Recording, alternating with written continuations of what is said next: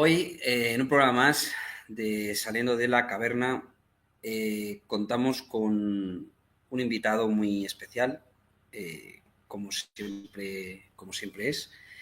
Eh, él, él ahora mismo no se encuentra en España, ha tenido que echar el vuelo, como es costumbre, y ya tuvimos una charla y luego una presentación de su primer libro, que se llamaba El culto a Saturno.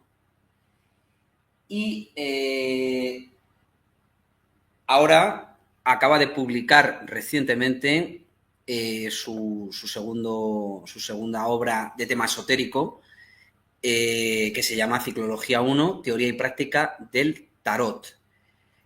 Un placer, como siempre, y sobre todo, primero, porque es una persona que a mí me ha enseñado mucho y le considero incluso en algunos aspectos mentor, pero sobre todo porque es un gran amigo. Recordad que tenéis el libro en Amazon, ¿vale? He puesto el enlace en el comentario. Y su plataforma donde podéis contactarle y contratar sus servicios, porque él además da clases, aparte de cursos y de su, pues su trayectoria como jurista, grafólogo, test proyectivos, también echa las cartas del tarot y puede hacer la carta astral. Novite Plus, se llama la web, noviteplus.com. Pues un placer, Adrián González Hinojosa, sobre todo un buen amigo. Hola, querido almirante, mis respetos, el placer es mío. Creo que eres más bien tú el maestro. Yo, acaso un sátiro buscavidas que te intenta presionar los interruptores para que dejes caer el sentimiento de responsabilidad y te liberes, pero en lo demás creo que eres tú el maestro. Bueno, aquí hay que decirlo, estamos en confianza, él ha sido conocido como el tarotista de Central Park. Es decir, de hecho, el primer, por así decirlo, parte de su libro está dedicado a lo que a él le impulsó a viajar a Estados Unidos. Es decir, ¿por qué esa idea de encontrar plus ultra en tierras americanas, ese camino iniciático que él no se vio o con el terreno abonado para iniciarlo en España? Entonces, yo creo que debemos empezar por tu peripecia norteamericana brevemente y esa experiencia de echar el tarot, que creo recordar que había hasta cola para que le echaras el tarot a la gente. Excelente, querido amigo. Bien, muy bien. América es un lugar donde los sueños se hacen realidad. Eso es exacto. Y te comentaba así fuera de cámara, y hemos hablado tú y yo así mismo, el tema relativo al prólogo de este libro, Un tarotista en Nueva York, de que el Atlántico es el eje del mundo. La tradición nos dice que ha supuesto no solo un eje, un verdadero atlas de vertebración de nuestro mundo, que puede dejar sentir sus efectos en aspectos sociopolíticos, culturales, económicos, como podemos ver, ¿no? Adscritos como estamos al Atlántico en tantos conceptos. Pero lo que sea este eje, al tiempo, dentro de la geografía de nuestro mundo, desde la perspectiva de la geografía sagrada, implica asimismo que es una especie de ox cerebri, una membrana intersticial entre las dos partes, entre los dos hemisferios de nuestra geografía, replicando lo que sucede en nuestro mismo cerebro. Es la puerta de entrada al lado íntimo y oculto de nuestro mundo.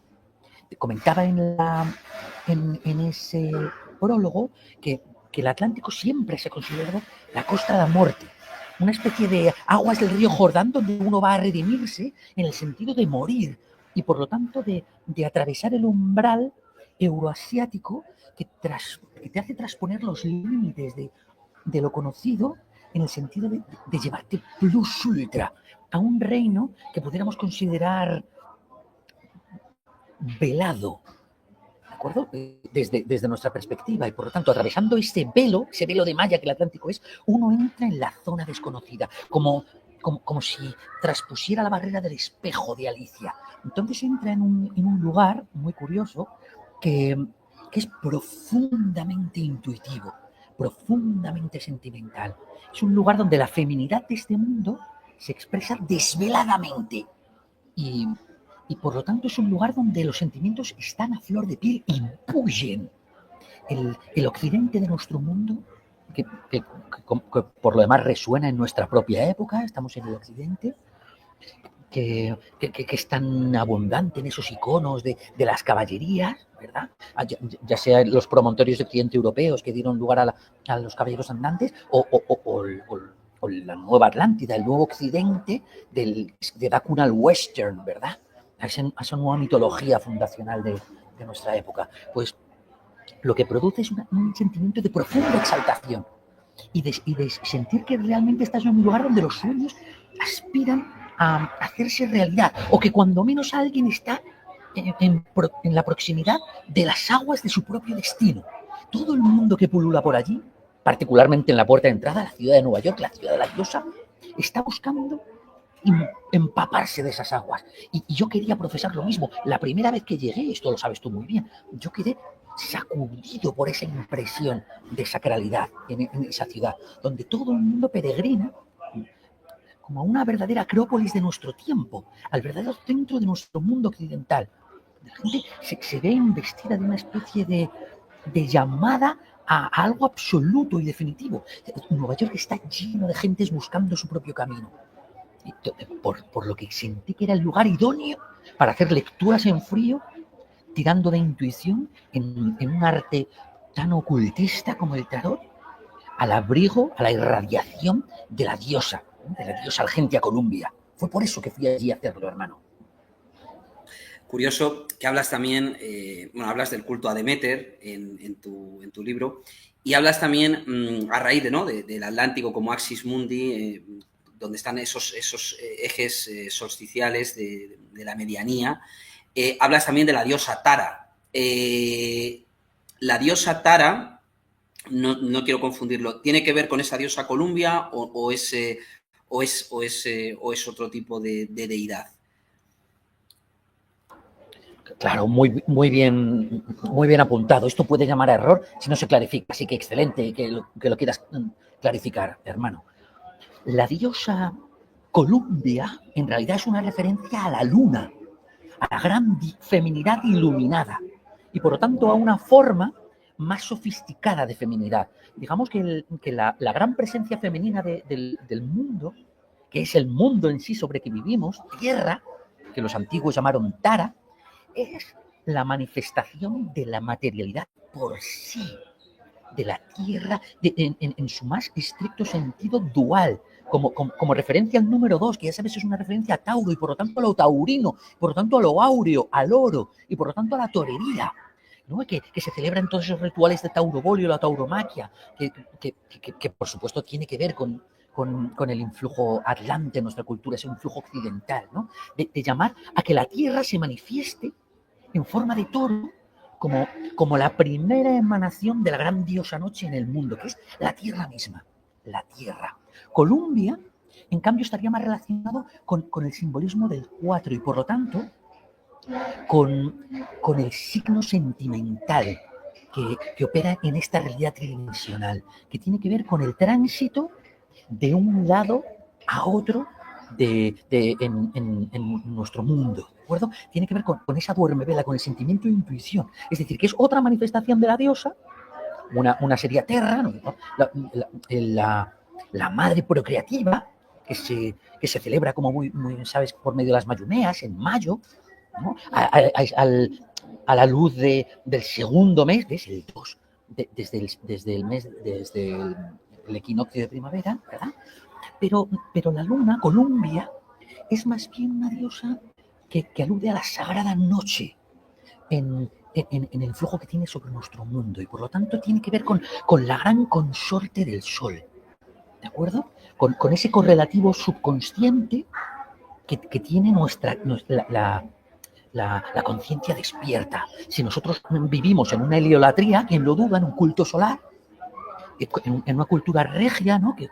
En la que se pretextan, no, que pretexta el establecimiento de imperios en este mundo, bajo la idea de un centro espiritual, ¿no? Sobre el cual se sienta un trono, un rey al que se puede imputar la autoridad espiritual del mundo.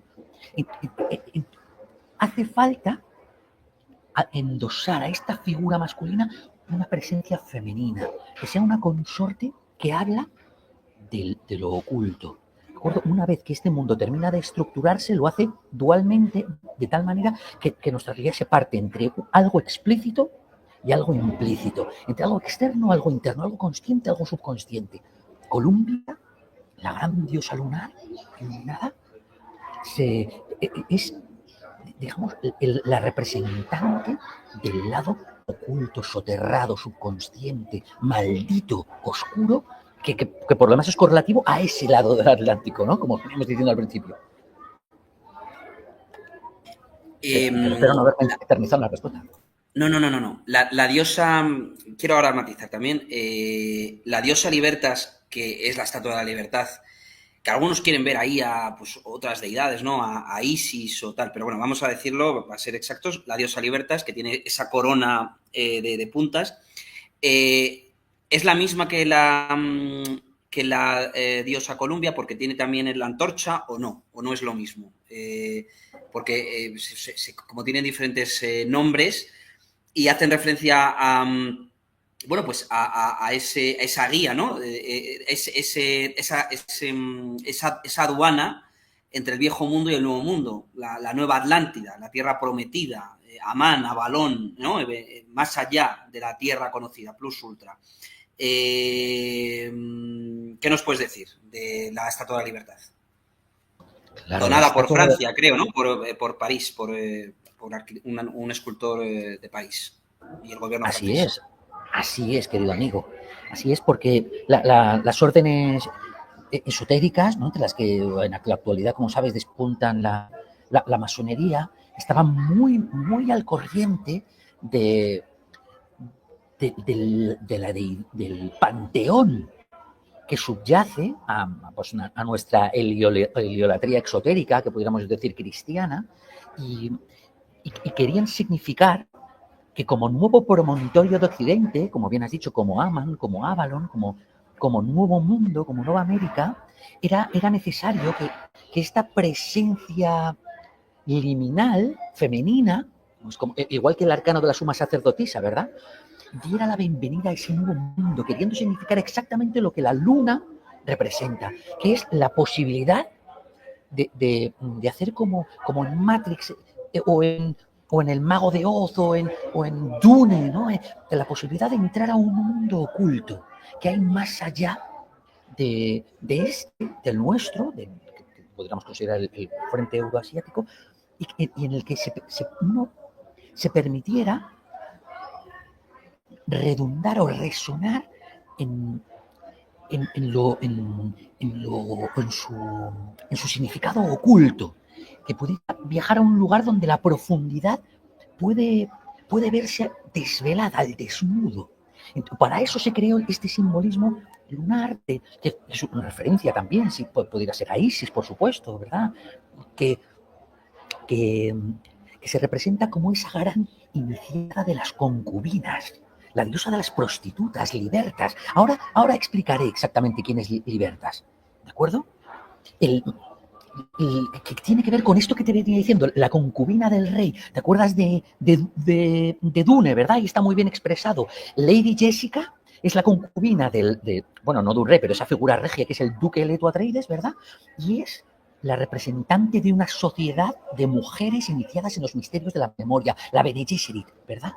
Eso quiere decir que su concubina, podríamos decir su puta, su iniciada en los misterios de la alcoba, ese es el templo donde se rinde culto a la feminidad en nuestro mundo, ¿verdad? La alcoba, que es ese portal al mundo de los sueños, Pues esta figura de las concubinas, esta libertina, esta presencia tentadora y turbadora, esta reina, nos espera en la puerta de este mundo para ser una imagen viva, antrópica, de la puerta de los hombres. La puerta de los hombres se ha considerado siempre una referencia lunar al ángulo cuaternario, al punto donde toda la tradición ha considerado que salimos del mundo de los sueños y entramos a la realidad, o al revés, al que retrogradamos para volver a entrar al mundo de los sueños, ¿no? Entonces, la libertad debe entenderse en el sentido de Dharma, es decir, de estar actuando no conforme a lo que quieres o sin interferencias, sino actuar conforme a tu propio destino. Y estas aguas, las aguas del mundo que se inauguran ahí en la fuente de la copa de la vida, a esta figura lunar se la ha llamado también la fuente de la eterna juventud. No en vano, los españoles cuando iban a las Américas buscaban la fuente de la eterna juventud. Buscaban esta presencia femenina, este nuevo útero, esta presencia que el norte del mundo representa.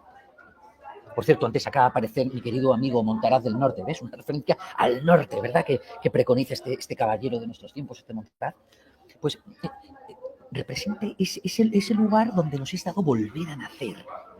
Entonces, cuando uno transpone ese límite, entra en el reino de la diosa Libertas, que es un lugar donde uno puede obedecer su interior, su intuición, y por tanto armonizarse con la corriente, con la trayectoria óptima a la que está llamado por destino.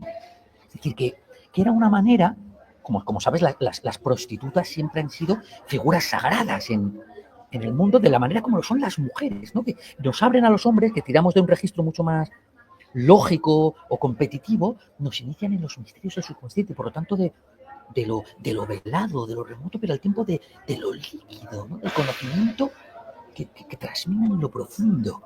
Para ser libre hay que comunicar con ese lado, con lo que diríamos el hemisferio derecho, ¿verdad? Ese punto creativo. Y vamos, y ahora te comentaré que tiene que ver el tarot con todo esto, ¿no? Pero sí, es en ese sentido, hermano, que la diosa Libertas, como gran diosa lunar, como gran diosa de las concubinas, de las prostitutas, muchos hoy diría para intentar denigrarla, dicen, esa es la diosa de las putas, esa es una diosa que mueve a la voluptuosidad, a la bajeza, se está preconizando el satanismo en todo su materialismo, en lo más bajo, ¿verdad? Pero no, es verdad que se está preconizando lo material, pero en el sentido sagrado del término, en el sentido sagrado que convertía a las prostitutas en sacerdotisas, en iniciadas en el arte de la cama, en usar la cama, la alcoba, como un tránsito al otro mundo, como en el libro de Sinué el egipcio, ¿verdad? Que con tal de yacer con la prostituta, que se llama Horibú, es capaz de vender todo y desproveerse todos sus bienes con tal de recibir el don de esa Eucaristía. De hecho, Yogari Pujol probó que la Eucaristía cristiana viene de las referencias egipcias a este tipo de sexo sagrado en busca del camino de la verdad y la vida a través de ese arte, de la diosa. O sea que fíjate, si estamos hablando de una presencia relevante y con tradición y significado, hermano. Curioso, el sexo como medio para llegar a lo sagrado, es decir, la carne para pasar por la carne para llegar al verbo, ¿no? Hacer el camino. Es curioso. A ver, yo me voy a tomar aquí una licencia. La contraportada tiene un texto que ha escrito nuestro amigo que dice, la primera lección que recibía un catecúmeno en Eleusis, bueno, Eleusis no hemos ido, pero ni hemos peregrinado, pero sí que hemos ido a los encuentros eleusinos del difunto Sánchez Dragó, hemos ido los dos. Era difícil recibir toda su sapiencia, ¿no? Pero bueno, algo queda y es lo más cercano, ¿no? Que hemos estado de Eleusis. Pero bueno, dice, recibía un catecúmeno en Eleusis que era que el hombre está hecho de tiempo, Saturno. La segunda, que el tiempo es un desierto que está hecho de arena, de tierra. La tercera, que la Tierra es una alusión al nombre de Nuestra Señora, cuyo nombre es secreto. La palabra secreto significa dualidad. La dualidad es una alusión al tiempo, el tiempo a la materia a la tierra a Tauro, Tauro a lo auro, mi ascendente es Tauro. Lo áureo al oro, la proporción áurea. Y el oro es el camino dorado en el tiempo, el camino de baldosas amarillas, que nos concede a través de jugar al juego de la dualidad, eligiendo la experiencia de inmortalidad, es decir, de presente.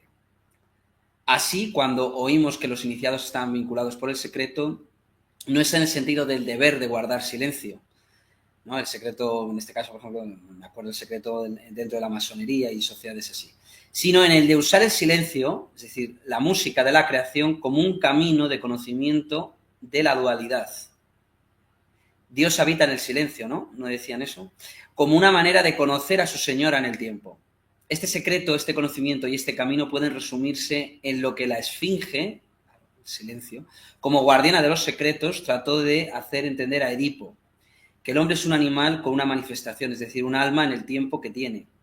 Por tanto, una manera de salvarse de la ciclicidad de la manifestación en un movimiento específico que decimos Dharma, el eterno retorno de lo idéntico, que diría Nietzsche, o camino de la alma o del ego, un baile que debemos realizar en la manifestación en una específica evolución de la forma en el contexto de la ciclicidad. Muy interesante. Las personas que iban a Eleusis para conocer el misterio de la vida lo celebraban en un camino llamado azar, que solo los necios consideran arbitrario. Pero que los iniciados en la última manifestación de culto a Demeter, el tarot, el camino de la diosa, podemos llamarle libertad. Todólogo, Adrián. Curioso lo de la dualidad, porque siempre es eso, es el lado de la luz, el lado de la oscuridad. Dentro de todo lo bueno hay algo malo, dentro de todo lo bueno hay algo malo, hay algo bueno, y ni siquiera las tipificaciones bueno y malo son muy relativas, por lo tanto es el yin y el yang, es decir, hay que buscar siempre ese equilibrio, no podemos hablar solo de lo racional sin tener en cuenta el lado irracional, no podemos solo hablar de lo apolíneo sin tener en cuenta lo dionisiaco. Esto es muy, muy importante. Yo, Nueva York, por ejemplo, nunca me había llamado la atención lo del World Trade Center, luego me recuerda las dos columnas, ¿no? Las dos columnas, que tiene un claro simbolismo masónico, esotérico, el número 11. Times Square, ¿no? El monolito, centro de poder, Rockefeller Center, hay una estatua a Prometeo. Entonces, este peregrinar, este camino iniciático, donde hay un momento en el cual hay que andar a ciegas, es el salto de fe en Indiana Jones, es cuando Luke deja ya de cierra los ojos y ya usa la fuerza. Es ese lado que la gente dice, bueno, eso ha sido suerte, eso ha sido el azar, eso ha sido una casualidad.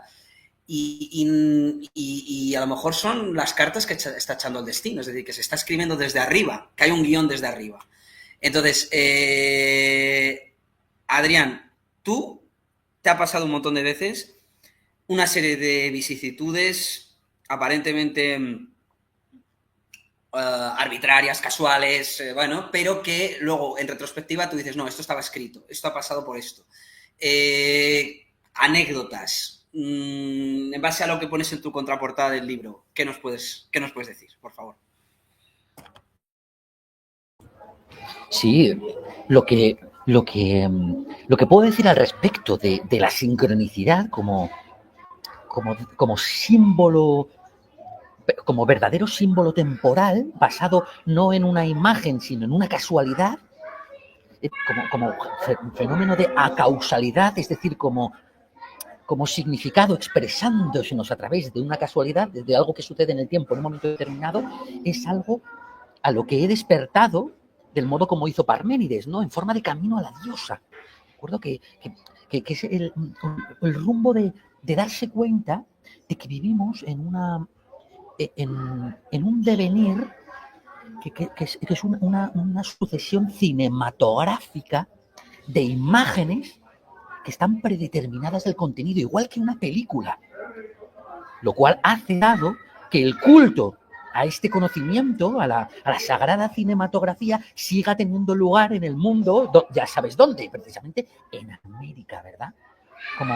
Como nuevo templo de Dioniso de nuestros días, que que sigue transmitiéndonos ese mismo concepto, ¿verdad? El sentimiento guionizado de vida, que pertenecemos a una trama argumental, a un arco de personaje que va describiendo en imágenes un contenido que no tiene nada de arbitrario. Este contenido es es lo que pudiéramos llamar, la trama argumental, es el camino de la dualidad, que es el camino de la manifestación. Es decir, que lo que quiera que seamos, que es un centro supremo, ¿verdad? Una luz en el corazón intempestiva, inmortal, a la hora de producirse la caída, llegó al mundo y se convirtió en un carrusel de formas cambiantes. Pero es que sean cambiantes no debe hacernos creer que es azaroso, que es arbitrario, que es contingente, sino que están llenas de contenido alusivo a quién somos, porque lo que somos simplemente se proyectó holográficamente, como un cañón holográfico que con un praxinoscopio, ¿verdad? Que hizo que en adelante lo que antes se vivía como una experiencia inmediata concentrada se psicodramatizara en forma de arco narrativo, ¿verdad? Pero entonces el secreto de lo que somos está inserto en esas imágenes y por lo tanto podemos ver a lo largo del mundo en su aparente arbitrariedad el secreto de lo que nos pasa a nosotros íntimamente. Comento en este libro del tarot que el tiempo es la forma que describe la totalidad en su movimiento. Eso es el tiempo, ¿verdad? Y está arqueada en forma de círculo, de ciclo, ¿verdad? Y en esto delata su adscripción a la gran diosa Cero, ¿no? En esa ciclicidad. Es decir, que hay como que en esto se nota que el espíritu, en el movimiento del espíritu, en lo que es el alma, en la animación, ¿no? Que es necesaria para la película, como podemos entender, se encuentra que nos damos cuenta de que esto está gobernado por la sagrada feminidad de la gran diosa primordial. Y a lo largo de su recorrido, si uno se inicia en este camino de significado, se da cuenta de que todo lo que pasa en su vida obedece al mismo arco argumental, al mismo propósito narrativo, al mismo desarrollo objetivo de personaje, es decir, que corresponde a nuestra trama, en su guionización, en su dramaturgia, que de la misma manera como en un videojuego, cada cosa que aparece en cada fotograma está puesto ahí con un propósito específico y no aleatoriamente. Estamos jugando a un RPG, esto es lo que existe en este mundo, un RPG, y en la primera parte del juego encontramos una pistola y unas balas. No hay que pensar demasiado más el hecho de que es muy probable que vayamos a luchar posteriormente, ¿de acuerdo? Es decir, que lo que va pasando en nuestro mundo no sucede por casualidad, es sincrónico. Y esto me llevaba a mí hasta el extremo de comprobar cómo los arquetipos del tarot se manifestaban en sus imágenes, en mi propia vida, a veces de una manera tan clara que daba miedo. En muchas ocasiones, yo tenía la baraja de cartas en la mesa, ¿verdad? Ahí en Nueva York, en Central Park, como sabes. Y adivinaba qué carta iba a salir después de barajar, solo intentando concentrarme en cuál sería el arcano de tarot que correspondía objetivamente a lo que estaba sucediendo a mi alrededor. Y funcionaba. Como sabes, el tarot, querido amigo, se basa en que todo lo que sucede en el mundo, con forma de esta secuencia cinematográfica, está hablando constantemente de nosotros. Que es, ¿te acuerdas? Uno de los capítulos del libro es el de la naturaleza mitológica de la realidad. Luego hablamos de eso, si quieres, ¿verdad? Entonces, que es una proyección externa de algo que en el fondo nos alude a nosotros. Y por lo tanto, las cartas lo único que hacen es revelar ese cifrado. ¿De acuerdo? Sería una manera, por ejemplo, por así decirlo, de entender que hay dos lados en este mundo. Está lo que sucede en la página web, ¿vale? Y luego lo que está el cifrado script, ¿no? En el HTML, en el lenguaje de programación, a uno y otro lado de la realidad, ¿verdad? Entonces el tarot nos permite llegar a la programación y ver cómo esas imágenes que hay ahí fuera pueden reducirse al final a unos grafismos que son un cifrado, una verdad, los fotogramas, los ángulos, las proporciones, o sea, la información de la realidad. Y es muy fácil acceder a ella tan pronto uno despierta a esta naturaleza. Entonces, claro, tan pronto te inicias en ello, empiezas a comprobar que las casualidades se dan constantemente, de manera abrumadora. Como sabéis, ahora estoy haciendo un curso de tarot, que por cierto empieza otro ahora en enero, por los que pueden estar interesados, y estoy formando a los que estoy convencido van a ser los mejores tarotistas de España, son mi orgullo. Y esto, en todas las sesiones que tenemos, me aluden a casualidades que le suceden, preguntas que ellos iban a hacer, que ven que otro alumno las formula, preguntas que tenían escritas que otro las dice palabra por palabra. El tarot se basa en eso, ¿verdad? Las mismas cartas saliendo una y otra vez en las mismas tiradas, aludiendo a los mismos ángulos de la vida de un mismo sujeto, que es abrumador, hermano, abrumador. Por eso el tarot es el arte de Tara, que es la diosa de la dualidad, la tierra, la diosa de la manifestación, que al tiempo es la diosa del sacrificio, ¿no? Pues si queréis que luego hablemos de ese lado, de ese coste, ¿verdad? Tan morboso al que suele aludirse, ¿no? Para significar que la élite tiene un propósito hierogámico sacrificial, malvado, ¿no? Luego vamos a eso. Si quieres, hermano. Ha sido muy bustamaniano ese concepto del sacrificio. Sí, era un guiño a nuestro querido Pedro, sí, claro. Pedro Bustamante. Te tengo que preguntar por... ahora has dado bastantes trazos, pero un poco para ser más concreto y un poco... bueno, a modo de resumen, ¿cuál es la naturaleza mitológica de la realidad? El origen de la magia.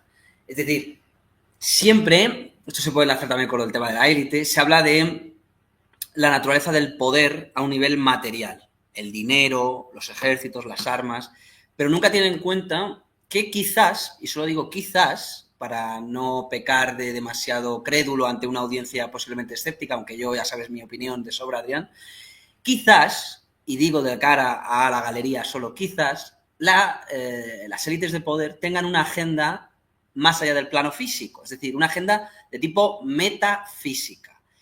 Y quizás tengan conocimientos de magia oculta, de astroteología, etcétera, etcétera, etcétera. Detrás del mundo material, incluida la bolsa, incluida el mercado de valores, incluida el mundo del dinero, el mundo del poder militar, que se ve claramente un simbolismo muy grande a nivel, ya lo has dicho, una Acrópolis egipcia, Washington, Estados Unidos, etcétera. Puede que haya una agenda de tipo metafísica, religiosa y unos conocimientos o un calendario cosmológico que impulsa las acciones sobre esta tierra a nivel material de una élite de sacerdotes, de iniciados que conocen esos conocimientos, esos misterios y lo aplican en la terrenalidad, aplican lo que está arriba abajo, porque como es abajo es arriba.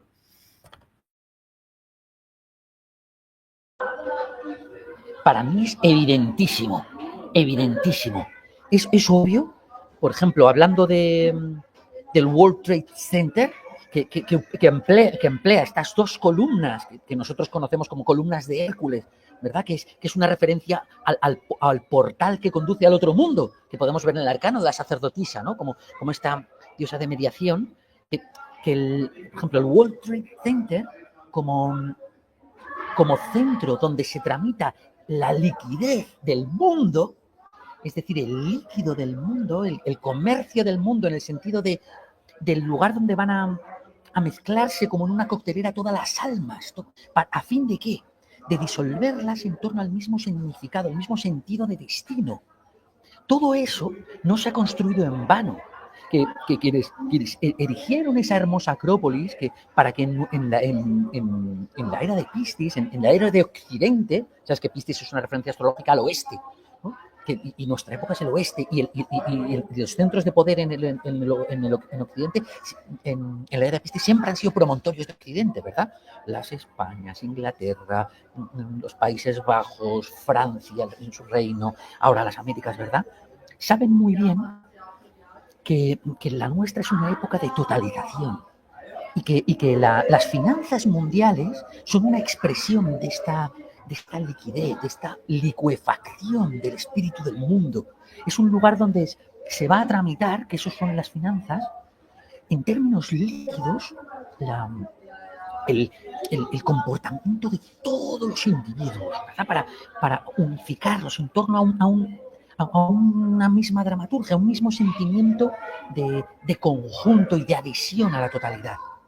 ¿De acuerdo? Entonces, cuando uno se da cuenta de que no solo está este fenómeno World Trade Center, ¿no? Está el Top of the Rock, ¿verdad? El Rockefeller Center, que alude constantemente, Top of the Rock, como la cima de la montaña, está aludiendo exactamente también a ese lugar donde se rompe la roca y sale la fuente de las aguas de la realidad, ¿verdad? Que es este mismo trono donde se asienta la diosa y que está bañada de un propósito prometeico, como delata este Prometeo que hay debajo del Rockefeller Center, ¿verdad? Que es una referencia al 11, al signo de Acuario, es decir, al signo de la iluminación post-mortem, la iluminación al otro mundo, que resuena en el endecagrama de la propia Estatua de la Libertad, ¿no? Y en el hecho de que ella está, cual nuevo Prometeo, entregando la luz a los hombres, ¿verdad? Entonces, las referencias son inagotables. Hablo en el prólogo, ya sabes, de Columbus Circle, ¿no?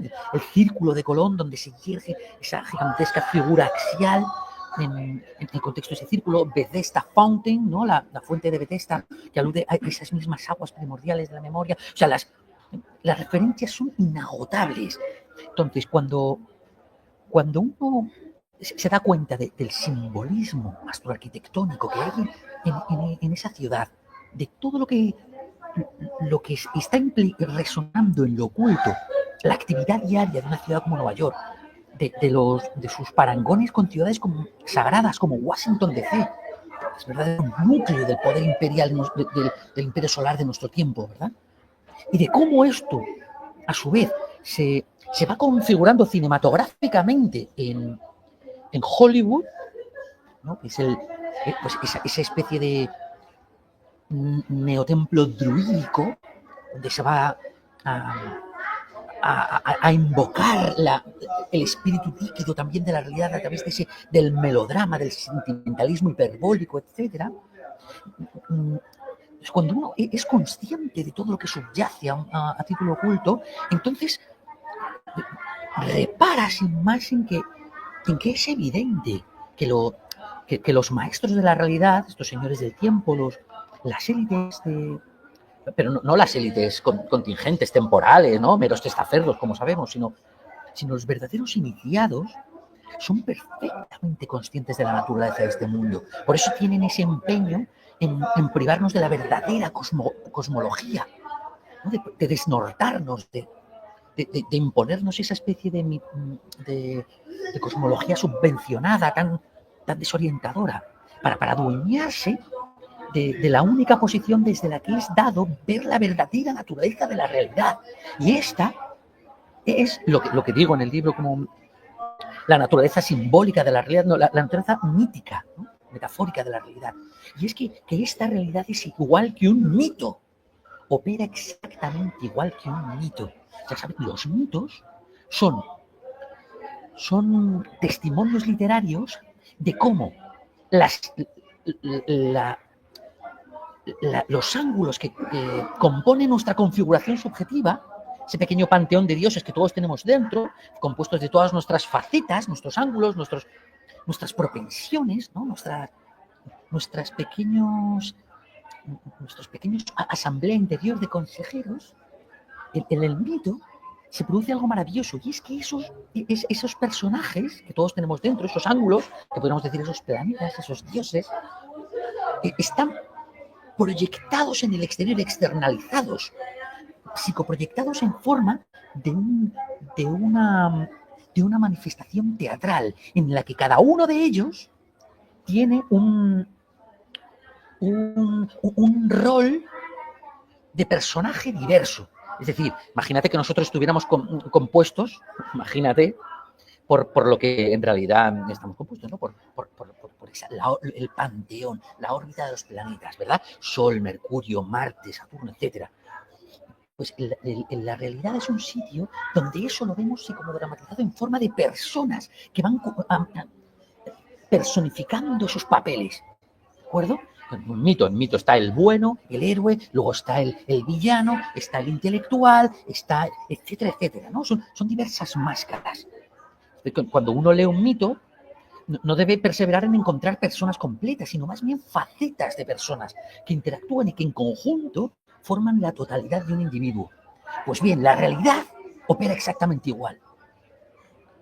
La tradición esotérica nos dice que lo que vemos ahí fuera corresponde exactamente a lo que nosotros tenemos dentro y que lo que nosotros experimentamos en vida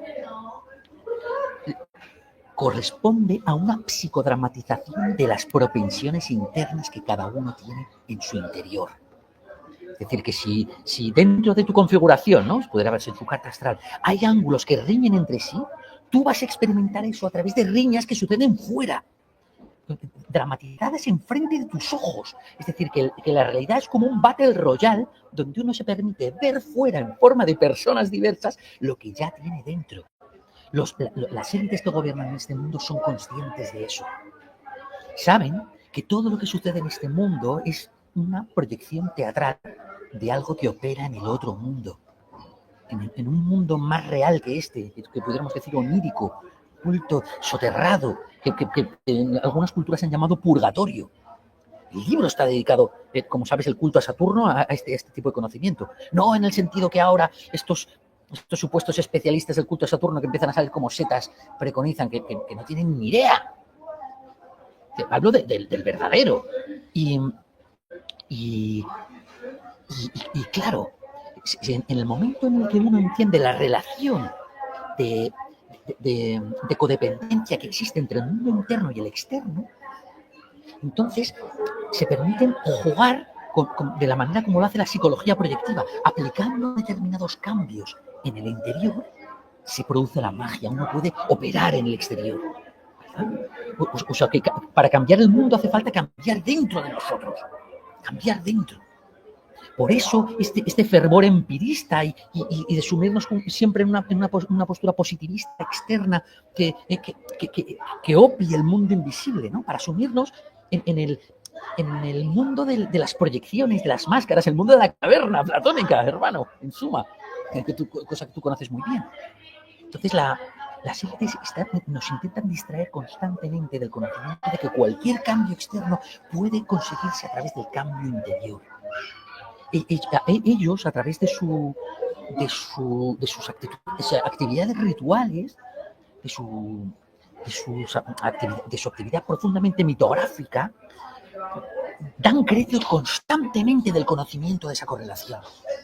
Ellos saben perfectamente qué partes del mundo tienen que ver con qué momentos del tiempo, con qué fases históricas, con qué tipo de celebraciones.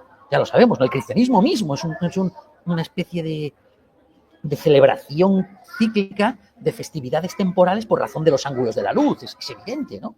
Nosotros sabemos que estos ángulos tienen una implicación brutal a la hora de celebrar políticas mundiales o de declarar guerras, de establecer pactos.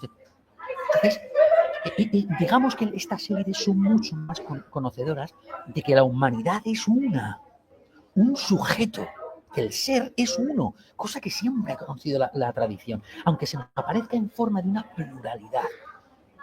Y que hay un mundo más real que este, que es el mundo que podríamos decir al otro lado de la cueva, ¿no? Digamos que cuando estamos bien aprisionados en esta cueva, es aquí, en la realidad visible. Aquí es cuando estamos engañados por esas formas proyectadas sobre la pared, ¿no? Pero para salir de la caverna, haciéndote un guiño, querido amigo, ¿de acuerdo? Uno lo hace cruzando ese espejo de Alicia, ¿verdad? Se mete en el otro lado, donde ve que todo eso que resonaba aquí fuera de una manera tan ruidosa, tan psicodramática, tan melodramática, tan exagerada, en el fondo tenía que ver con algo como el mundo de los sueños, ¿verdad? Algo mucho más profundo, más íntimo, más relativo a la pregunta de quiénes somos en el interior y de cómo en realidad estamos todos profundamente conectados entre sí. por eso para mí es evidente que estas élites, desde luego, saben de esta correlación, hermano. Espero no extenderme demasiado con las respuestas, que tienen mucha tela.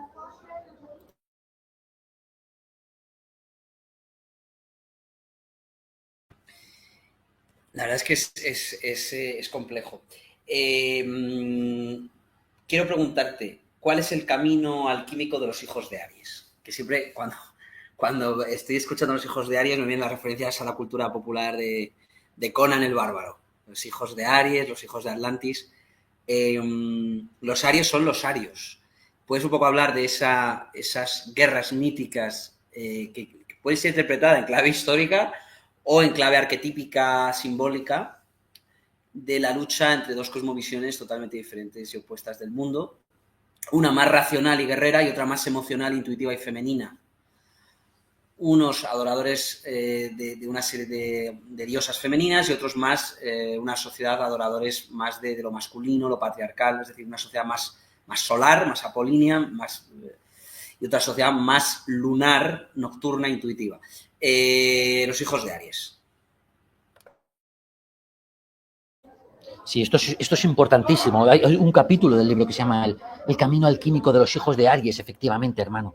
Y esto está muy relacionado con el camino del tarot, pero claro, debiera introducirlo primero en estas alusiones tan buenas que has hecho a la cultura popular y a cómo se nos presenta siempre en pues, estos términos de Conan el Bárbaro, el guerrero número 13, ¿no? De cómo ciertos pueblos caucasoides, blancos, pero con dioses uranios, ¿no? Y se puede ver con un símbolo de la cruz, refiriéndose al espíritu que hay entre nosotros, hacen la guerra y conquistan a los pueblos telúricos, ¿no? A los pueblos de las culturas madre, que son estos pueblos cobrizos que habitaban el mundo y que adoraban a la serpiente cuando llegan los blancos, ¿verdad?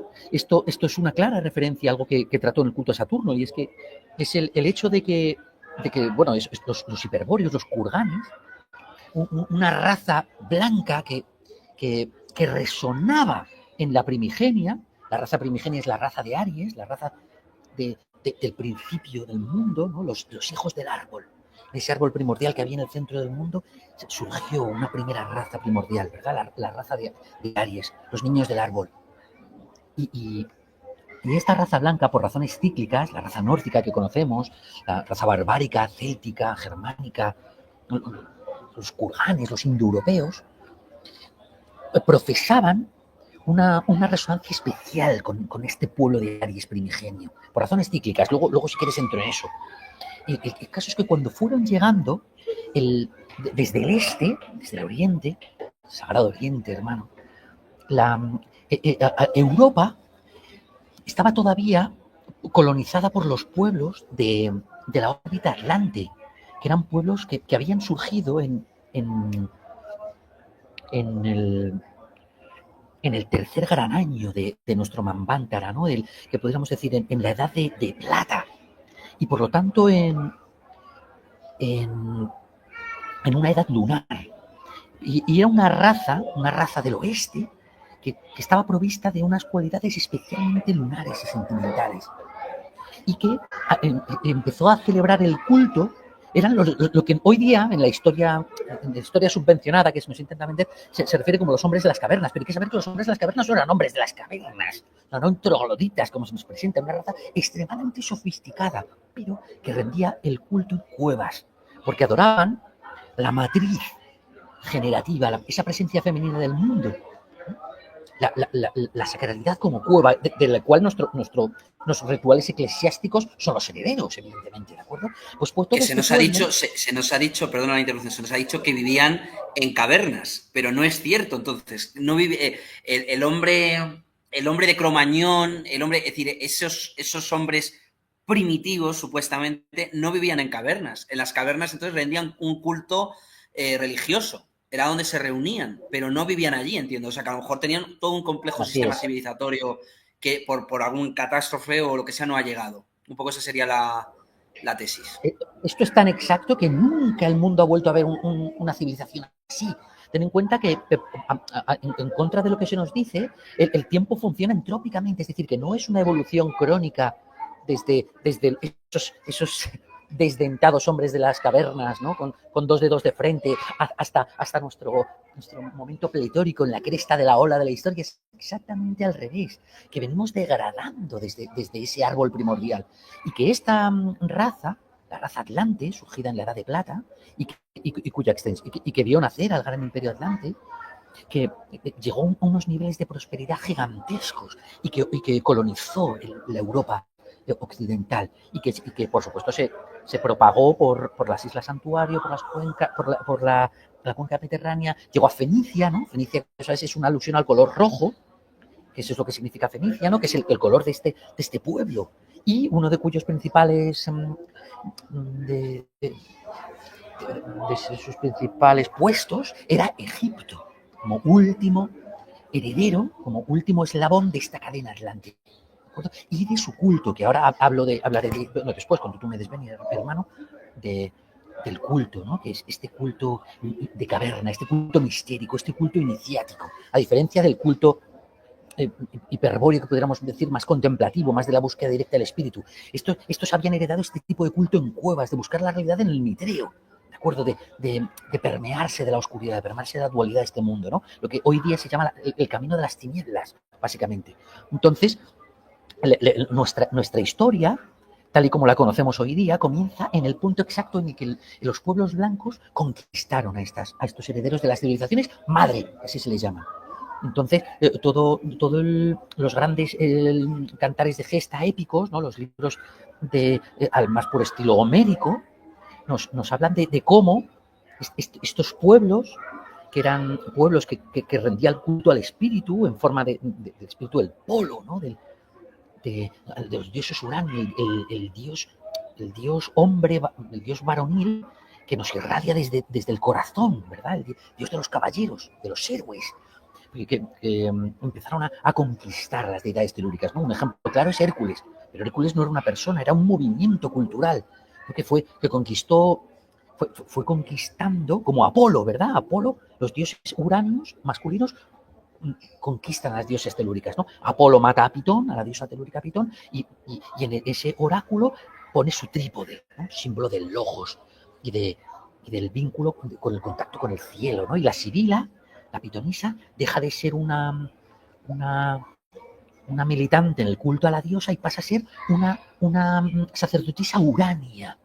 Hércules acaba con el toro de Creta, con los bueyes del rey Gerión, es decir, que roba las manzanas de la Hespérides, es decir, va viendo una conquista cultural que da lugar a nuestro occidente actual, sin ir más lejos, ¿no?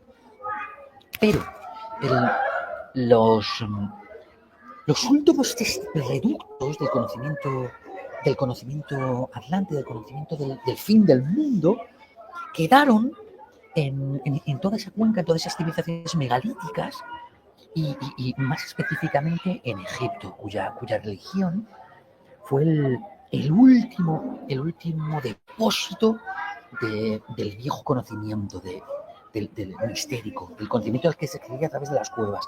Y es el que acabó germinando en todos esos templos iniciáticos estilo Eleusis, ¿de acuerdo? El culto a Deméter es un culto a la tierra y por lo tanto un culto a la dualidad, una manera de experimentar la profundidad a través de la tierra. Ya sabes que ahí se comían los frutos de la tierra, los cereales, el cornezuelo, y a través de ese parásito, ¿no? El cornezuelo, que es un parásito que se pone en el centeno, experimentaban la muerte, o sea, lo contrario a la vida. Entendían el misterio de la dualidad, es decir, la muerte que hay en la vida y la vida que hay en la muerte. Se formaban este tipo de conocimientos tan extraños y tan paradójicos, en los que forma el tarot, por cierto. Entonces, ese tipo de conocimiento se fue cifrando a través de lo que los últimos estertores de Egipto fueron dando en forma del llamado eremitismo. El eremitismo, que es un tipo de conocimiento que no es contemplativo, no es el conocimiento que obtenemos en Oriente, que basado en una experiencia inmediata de la luz en nuestro interior y de ver a Dios directamente, ¿no? A través de una revelación iluminadora de las altas verdades, ¿no? Una especie de gran irradiación eléctrica, sino una manera de conocer a Dios a través de la diosa, de la dualidad, de su manifestación, de su videojuego, ¿okay? través del arco que describe la vida en el mundo. Es decir, de la circularidad del tiempo, de hacer como Campbell, ¿no? Y ver, de analizar fotograma a fotograma todo el mito completo y aprender de los extremos, de la vida y la muerte, del valor y sacrificio, de la tribulación y de la alegría, ¿verdad? Entonces, en ese juego de máscaras, de extremos contrarios, de multiplicidad, de implicación inmersiva dentro de esta cueva, se obtenía el conocimiento de la vida y la muerte, hermano. Que es lo que el tarot acaba rescatando en última instancia, ¿no? Como última manifestación del culto a Demeter, Terra, Tara, es el tarot, literalmente.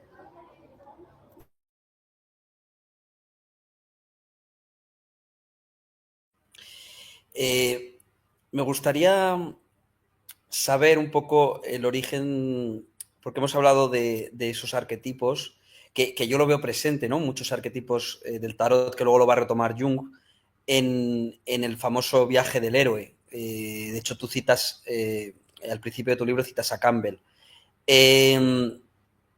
No, el brujo, el mentor, la torre que se desmorona como el fin del viejo mundo del héroe, sale de la aldea, Luke Skywalker, Tatooine, de la comarca Frodo Bolsón. Entonces, también, por cierto, citas a Tolkien bastante. Entonces, y aparece en esa nueva realidad, ese concepto celta de al otro lado del arco iris, al otro lado, a la vuelta de la esquina en el recodo, ahí al otro lado de la roca, ese otro mundo, ese mundo imaginario, ese mundo fantástico. Entonces, yo quiero saber el tarot, por así decirlo, que hoy conocemos. Tengo entendido que aparece al final de la Edad Media, puede ser, principios del Renacimiento. Es decir, me gustaría un poco que matizaras ese tarot que crea, por ejemplo, la familia Visconti, puede ser. Es decir, las familias italianas. ¿Qué papel juega? Porque hay un tarot, por así decirlo, que aparece en Milán, concretamente. Corrígeme si me equivoco. O sea, que hay un tarot que aparece por parte de estas noblezas tardomedievales, renacentistas, y ¿por qué crean ellos el tarot? ¿Con qué finalidad?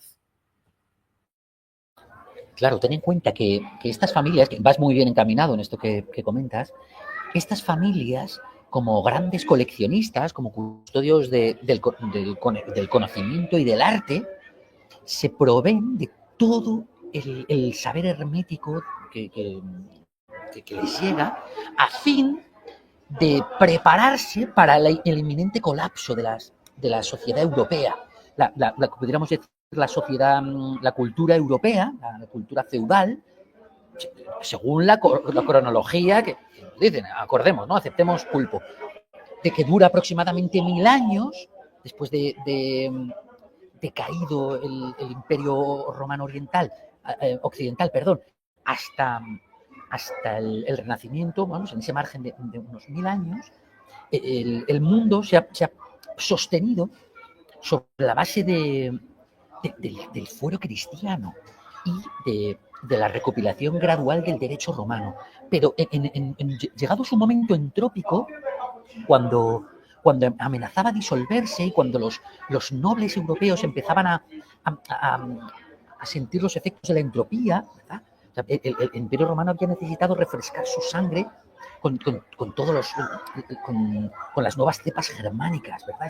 Su sangre estaba agotadísima. Entonces, claro, hubo un elemento ahora genuinamente europeo, genuinamente celtogermánico, ¿verdad? En su composición étnica. Pero incluso esta también llegó un momento de agotamiento, de entropía, como es normal, como sucede en cada ciclo. Entonces, se dio pábulo, como bien sabes, a la incorporación del conocimiento oriental, que empezó a abrirse desde Grecia y de todo lo que estaba acumulado todavía en la antigua Constantinopla, recientemente conquistada por los turcos. Entonces se invitó a este hombre tan grande que vino con sus propios cuadernos, ¿verdad? Llenos de todas esas traducciones maravillosas y que se llevaron Gemistopletón. Gemistopletón, claro. Entonces en sede de estas repúblicas emergentes, de mano de toda esta nobleza dedicada al mecenazgo, empezó a recopilarse este conocimiento ancestral y a flirtearse con él. Empezó a suceder algo muy parecido a lo que sucede ahora con la nueva era. Que dicen que la religión de los ricos es la New Age, ¿verdad? Entonces, digamos que las clases menos acomodadas siguen profesando una militancia cristiana fuerte, pero que cuanto más trepas en la escala jerárquica, ¿no? en la cadena trófica alimentaria del mundo, tanto más ves que hay referencias al paganismo, a la antigua sabiduría, a los misterios, al conocimiento sapiencial, etc. En ese momento pasaba lo exacto. Y empezó a recopilarse, a recopilarse y hacerse las primeras transcripciones de los viejos arquetipos herméticos egipcios en términos de la iconografía del imaginario europeo renacentista. De tal manera que, pues que la suma sacerdotisa egipcia pasó a ser la papisa aquí, ¿verdad? De manera que el faraón pasó a ser el emperador. De manera que el duat, ¿no? O la psicostasis se llamó el arcano del juicio, es decir, se fue haciendo una transposición. Entonces empezó a crear este nuevo alfabeto. Como sabes, los arcanos mayores de Tarot son 22, exactamente igual que los 22 caracteres del alfabeto hebreo. Había una resonancia clara en un conocimiento que estaba siendo profundamente velado y con el que contaban únicamente pues, el esoterismo musulmán, el esoterismo judío, pero que era de nuevo cuño en sede del cristianismo, y que solo gracias a la cábala alquímica y a la acción subvencionadora, ¿no? De mecenazgo de estos potentados, empezó a transcribirse inéditamente en términos cristianos a nuestro lenguaje occidental. Pero ¿eso quiere decir que el tarot se funda tal y como lo conocemos? ¿Acaso? Pero no debemos equivocarnos. Se trata de un lenguaje ancestral, absolutamente referido al encriptamiento de nuestra misma realidad. Es decir, que viene sin solución de continuidad de un tiempo en el que esto no se enseñaba porque era innato. Como sabes, la humanidad, se nos dice, en su edad de oro, cantó antes de hablar. Que el ser humano usó la lírica antes que la prosa. Que cuando estábamos conectados todos a ese árbol axial, esto es lo que se nos dice, la gente tenía el conocimiento de una manera innata y directa. Y no necesitaban el conocimiento, ni la iniciación, ni la recuperación, ni la tradición. La tradición se tuvo que crear con miras a ir salvando o paliando los efectos entrópicos del transcurso del tiempo para poder reconectar al mundo con el conocimiento que tuviera en sus inicios. Por eso en épocas de gran cambio, de gran desolación, estos potentados que has mencionado, renacentistas, empiezan a cobrar primacía en la decadencia de Europa, ¿no? En ese renacimiento incipiente, son conocedores de esto, entonces intentan recopilar la vieja tradición y usarla probablemente en su beneficio, sin duda al principio, pero de manera tal que también ha sido asequible para nosotros y camuflándolo como un juego, evidentemente, porque si ya sabemos que el hecho de traducir una Biblia, ¿no? Cualquiera que haya leído el libro de Vigilar y Castigar de Foucault sabe cómo se castigaba la herejía y la apostasía en la Europa medieval, ¿no? Te ataban a 4 brillosos caballos, te arrancaban los miembros, te meaban encima, después te quemaban y después orinaban otra vez sobre tus cenizas. Entonces es normal que este tipo de conocimiento se ocultara en forma de juego de mesa. Pero hay el conocimiento de la cosmogonía, conocimiento del mundo, ¿no? Que es un legado de Egipto como último eslabón de la sabiduría atlante. Claro que todos estos mecenas se apresuraron en encapsular tan pronto como les fue asidero. Querido Adrián, me gustaría preguntarte si obviamente el tarot ha servido como iniciación para minorías, si alguna vez se ha planteado el tarot como un sistema también de iniciación de masas, o porque lo que tiene en el inconsciente la gente es, pues eso, la bruja Lola, que te echa las cartas ahí de mala manera, ¿no? En plan, o como lo del zodiaco en el periódico. Entonces, desde lo vulgar y profano hasta lo iniciático elitista, hay diferentes tipos de tarot, es el mismo, se ha creado esa dualidad, ese doble nivel aposta.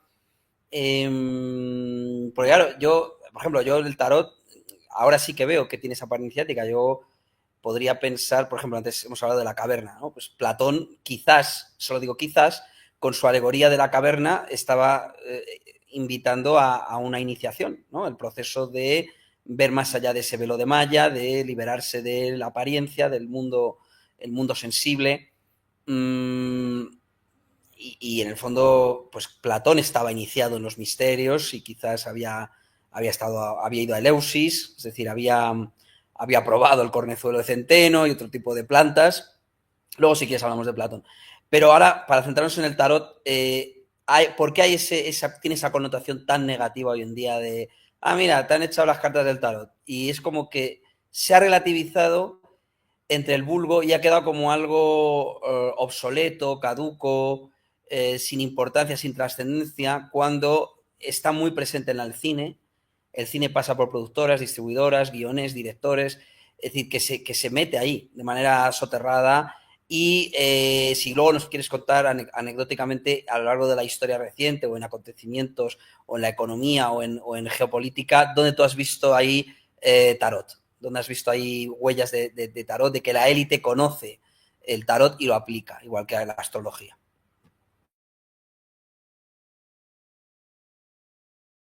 Excelente, hermano, qué interesante esto que me comentas, qué interesante, querido amigo. Muy bien, bien, bien, bien, bien, bien. En primer lugar, es obvio que está siendo escarnecido sistemáticamente con un fin, para mí, que obedece a una subversión ideológica en el más estricto primado negativo, como puede entenderse. Es decir, que solo a costa de ridiculizarlo sistemáticamente y de dar solo pábulo a estos charlatanes que habitualmente se arrogan la condición de cartomantes, que pueblan todo el horizonte esotérico español, que es decadente, es que no hay ninguno con verdadero conocimiento al respecto. La decadencia está extendidísima y habitualmente está en manos de gentes que cínicamente explotan las debilidades y las inseguridades del pobre vulgo en el cual me integro, ¿no? En una especie de mentalismo cínico y defraudador que es un verdadero deshonor para quien lo ejerce y una lástima para quien cae, ¿no? Y en esta defraudación. Que el tarot ha sido atacado porque es lo potencialmente destructivo de las verdades subvencionadas en las cuales se nos adoctrina hipnóticamente. En el momento en el que la gente se dé cuenta de que esa cueva platónica que da nombre a este programa tan egregio, en realidad puede cifrarse como en Matrix, ¿te acuerdas? Cuando ven Matrix desde fuera, lo ven en un cifrado verde que cae, ¿verdad? Lo ven en códigos, en imágenes. Que esa cueva se puede cifrar en esas imágenes, entonces sacudiría los cimientos de la cosmovisión actual. Si la gente se diera cuenta de hasta qué punto está sumida en un plano inmersivo de interacción, al más puro estilo matriz de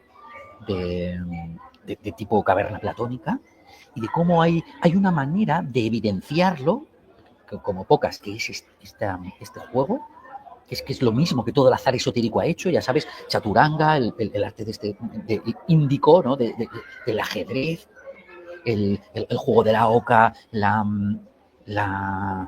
el trivial, mínimamente, etcétera, etcétera. Te va mostrando cómo estos arquetipos y unidos en qué manera, en qué progresiones componen exactamente la realidad en la cual estamos inmersos en cada uno de sus ciclos, sin término, ¿no? A perpetuidad. Si la gente se diera cuenta, esto en buena medida les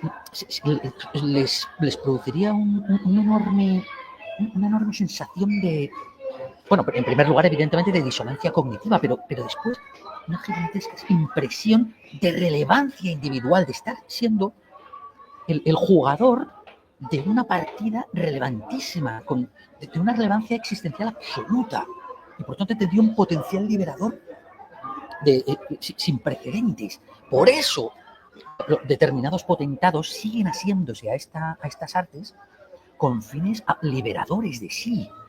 Y, como bien estás comentando, compañero, en su conocimiento de la realidad, al entender que la manifestación que vemos en el exterior tiene una proyección cifrada en el tarot, siguen apelando a para entender el misterio del devenir.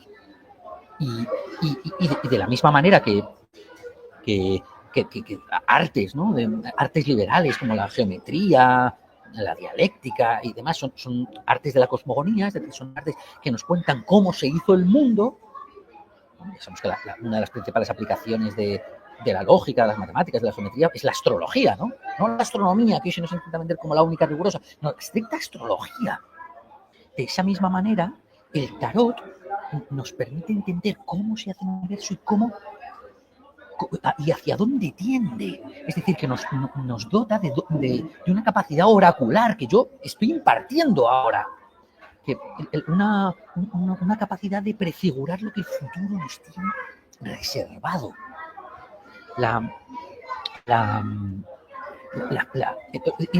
Y específicamente dentro de lo que tiene que ver con el transcurso temporal, es muy dado cifrar el contenido de la realidad en las imágenes llamadas mayores, de los arquetipos mayores, que es lo que invariablemente se ve en la realidad, en esa transposición sobre la cual estabas interesándote, ¿verdad? En estas formas arquetípicas que, como sabes, tienen que ver primero con el loco, ¿verdad? Como la oscuridad sobre ese nihilismo, ese principio de destrucción libertaria que está en el núcleo de esta manifestación, en esa especie de anarcocapitalista libertario nómada buscavidas que todos llevamos dentro y que es lo único que puede pretextar la locura de haber querido meterse en este juego de azar y apostar en esta partida que sistemáticamente se utiliza. La última de las representaciones claras que puedes ver es el Joker, de por qué el Joker, este personaje de ficción, es tan preconizado, tan aludido. El bufón, el bufón, ¿no? El agente del caos, el bufón, la suerte. El agente del caos, sí, claro, pero ¿por qué está tan desproporcionadamente representado en medios? ¿Por qué se le da tanto bombo? ¿Por qué tiene tanto mordiente? Por la anarquía, por el componente anárquico. Claro, como válvula de escape. Sí, pero como remisión a una de las formas arquetípicas, a la más importante del tarot, que es el arcano del loco, que canaliza esa anarquía, esa especie de potencial subversivo, irracional y frenético, inundador, que todos tenemos en nosotros para satisfacer ese mismo espíritu a través de la imagen. Es decir, que se nos está dando de una manera supletoria, a través de un subterráneo. Están canalizando la manera como nosotros alternamos con esa energía primordial tan poderosa, la energía anárquica de la subversión. De tal manera que nosotros, mientras estemos satisfechos viendo al Joker ahí fuera, no lo exploramos en nuestro interior y no hacemos uso de ese potencial subversivo.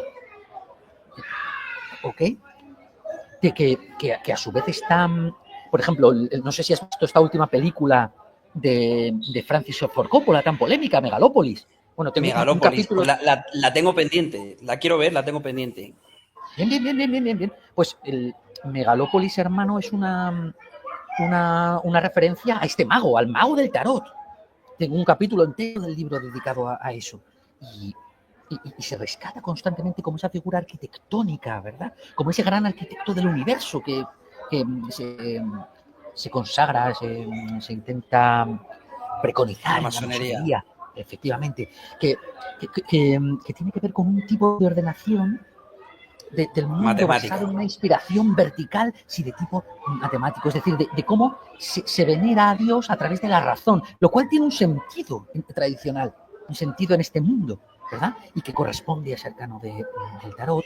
La figura, por ejemplo, de la suma sacerdotisa es la figura que da lugar a todos estos llamados rituales Illuminati, en los que viene Madonna vestida con estos cuernos de Hécate y con ese sol argenteo, con ese sol negro, o esa luna directamente en su corona, invocando constantemente esa figura a la que intentan apelar, a la que se intenta apelar constantemente como la gran sacerdotisa, la gran señora de la muerte, la gran señora de los misterios, etcétera, etcétera, ¿no? Con esta figura Libertas, que está en el cine recogida innumerables veces. De hecho, hablando de Joker, la figura esta de Harley Quinn, que no se entiende cómo puede tener tanta relevancia, no se entiende si uno lo hace a espaldas de su importancia arquetípica, que clarísimamente es una referencia a este arcano también. Y vamos, el mundo de la ficción, de los videojuegos, está llenísimo de esas referencias arquetípicas, hermano. Entonces, Dime, perdón, querido. No, quería preguntarle, ¿tú te has ido identificando con algún arquetipo arcano, con algún, es decir, arcano mayor o menor del tarot? ¿Te has en algún momento identificado o ha ido cambiando por curiosidad? Sí, por supuesto, por supuesto. El tarot habla de la vida en su fluidez, en su flujo, y por lo tanto va narrando episodios de la vida. Los arcanos están refiriéndose a momentos, son como fotogramas de una película. Por tanto, hay veces que es que directamente uno se reconoce en ellos, se identifica de una manera, pero es abrumadora. Es impresionante. Ese es el camino alquímico de los hijos de Aries. Ese es ir buscando en la transformación, que eso es la alquimia, el arte de las transformaciones, la página de la novela en la que tú mismo estás inserto.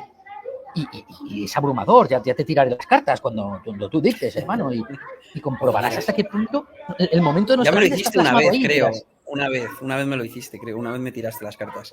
Puede ser, ¿no? En compañía de cierta concubina antigua concubina. Oh, es verdad, me acuerdo de aquella señorita. Era el tarot como estilo Gustav Klimt, sí, era un tarot, sí.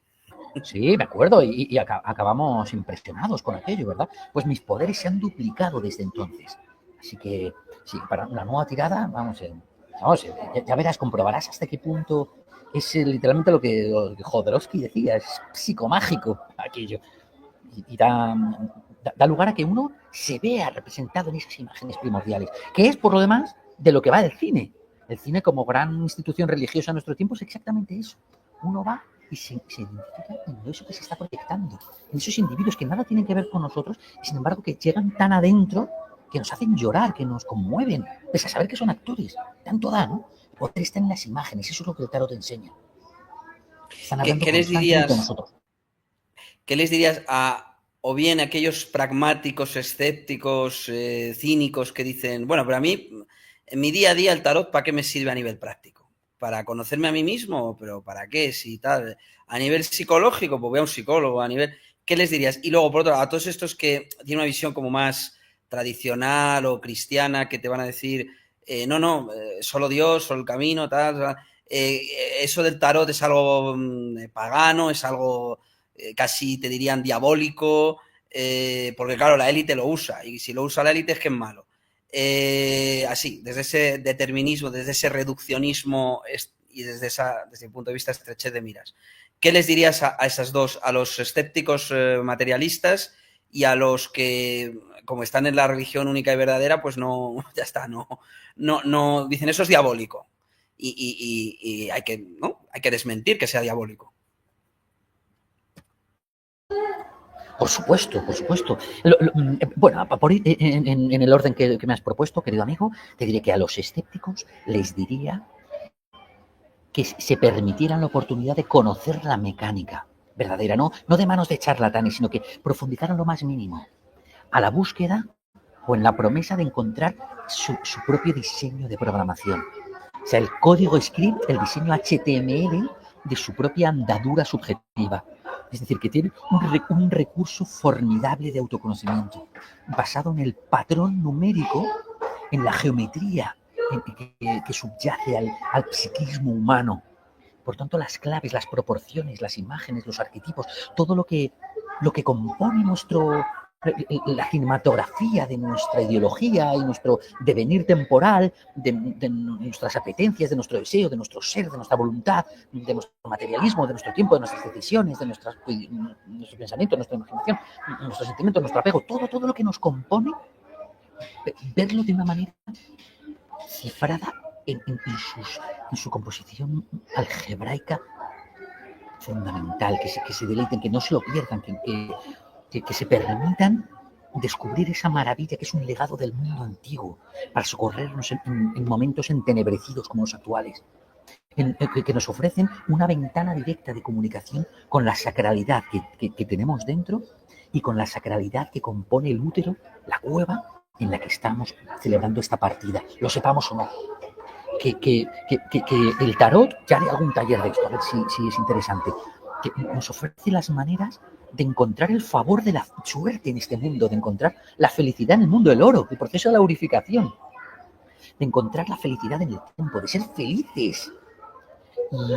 Y que es lo que todos los juegos de mesa intentan alegorizar a través de ese plano con una secuencia numérica, ¿no? Que en forma cíclica va dibujando el devenir de unos personajes, etcétera, ¿no?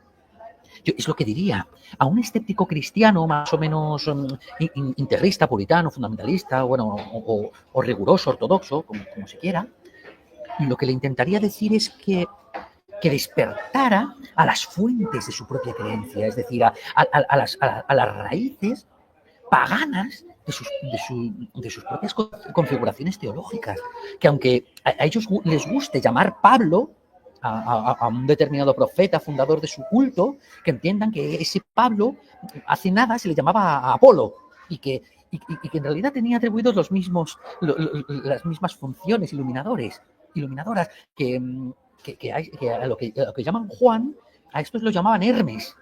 Y que hay un corpus hermético y unas referencias maravillosas, unas enseñanzas iniciáticas, ¿no? Que el cristianismo esotérico comprende que Juan es el apóstol que entendía bien los postulados y el camino iniciático del cristianismo, lo que realmente implicaba como un camino de transformación interior, ¿no? Pues esto está en Hermes, que lo que llamaban Pedro, ellos lo llamaban Júpiter, que lo que llamaban Jesús, ¿no? Otros lo llamaban directamente, pues lo han llamado la tradición céltica, lo ha llamado el rey pescador, que se ha llamado el demiurgo, se ha llamado sol, es decir, y por supuesto que entiendan el significado geométrico, es decir, la inteligencia que subyace a sus textos, que no adopten una perspectiva literalista, al más puro estilo gótico de Dios es Cristo y punto en boca, ¿no? Sino que comprendan cuál era la pretensión de la aristocracia intelectual judía cuando redactó estos textos sapienciales que son los evangelios, que era lo que querían significar, o sea, con ese nuevo sincretismo del culto a Serapis adaptado a la época del Imperio Romano, ¿verdad? Que profundizaran un poco sus propias convicciones en el sentido de descubrir su fundamentación, su naturaleza, su objetivo, y todo lo que tiene de mágico, es decir, todo lo que tiene de simbólico de lo que sucede en nuestro interior constantemente.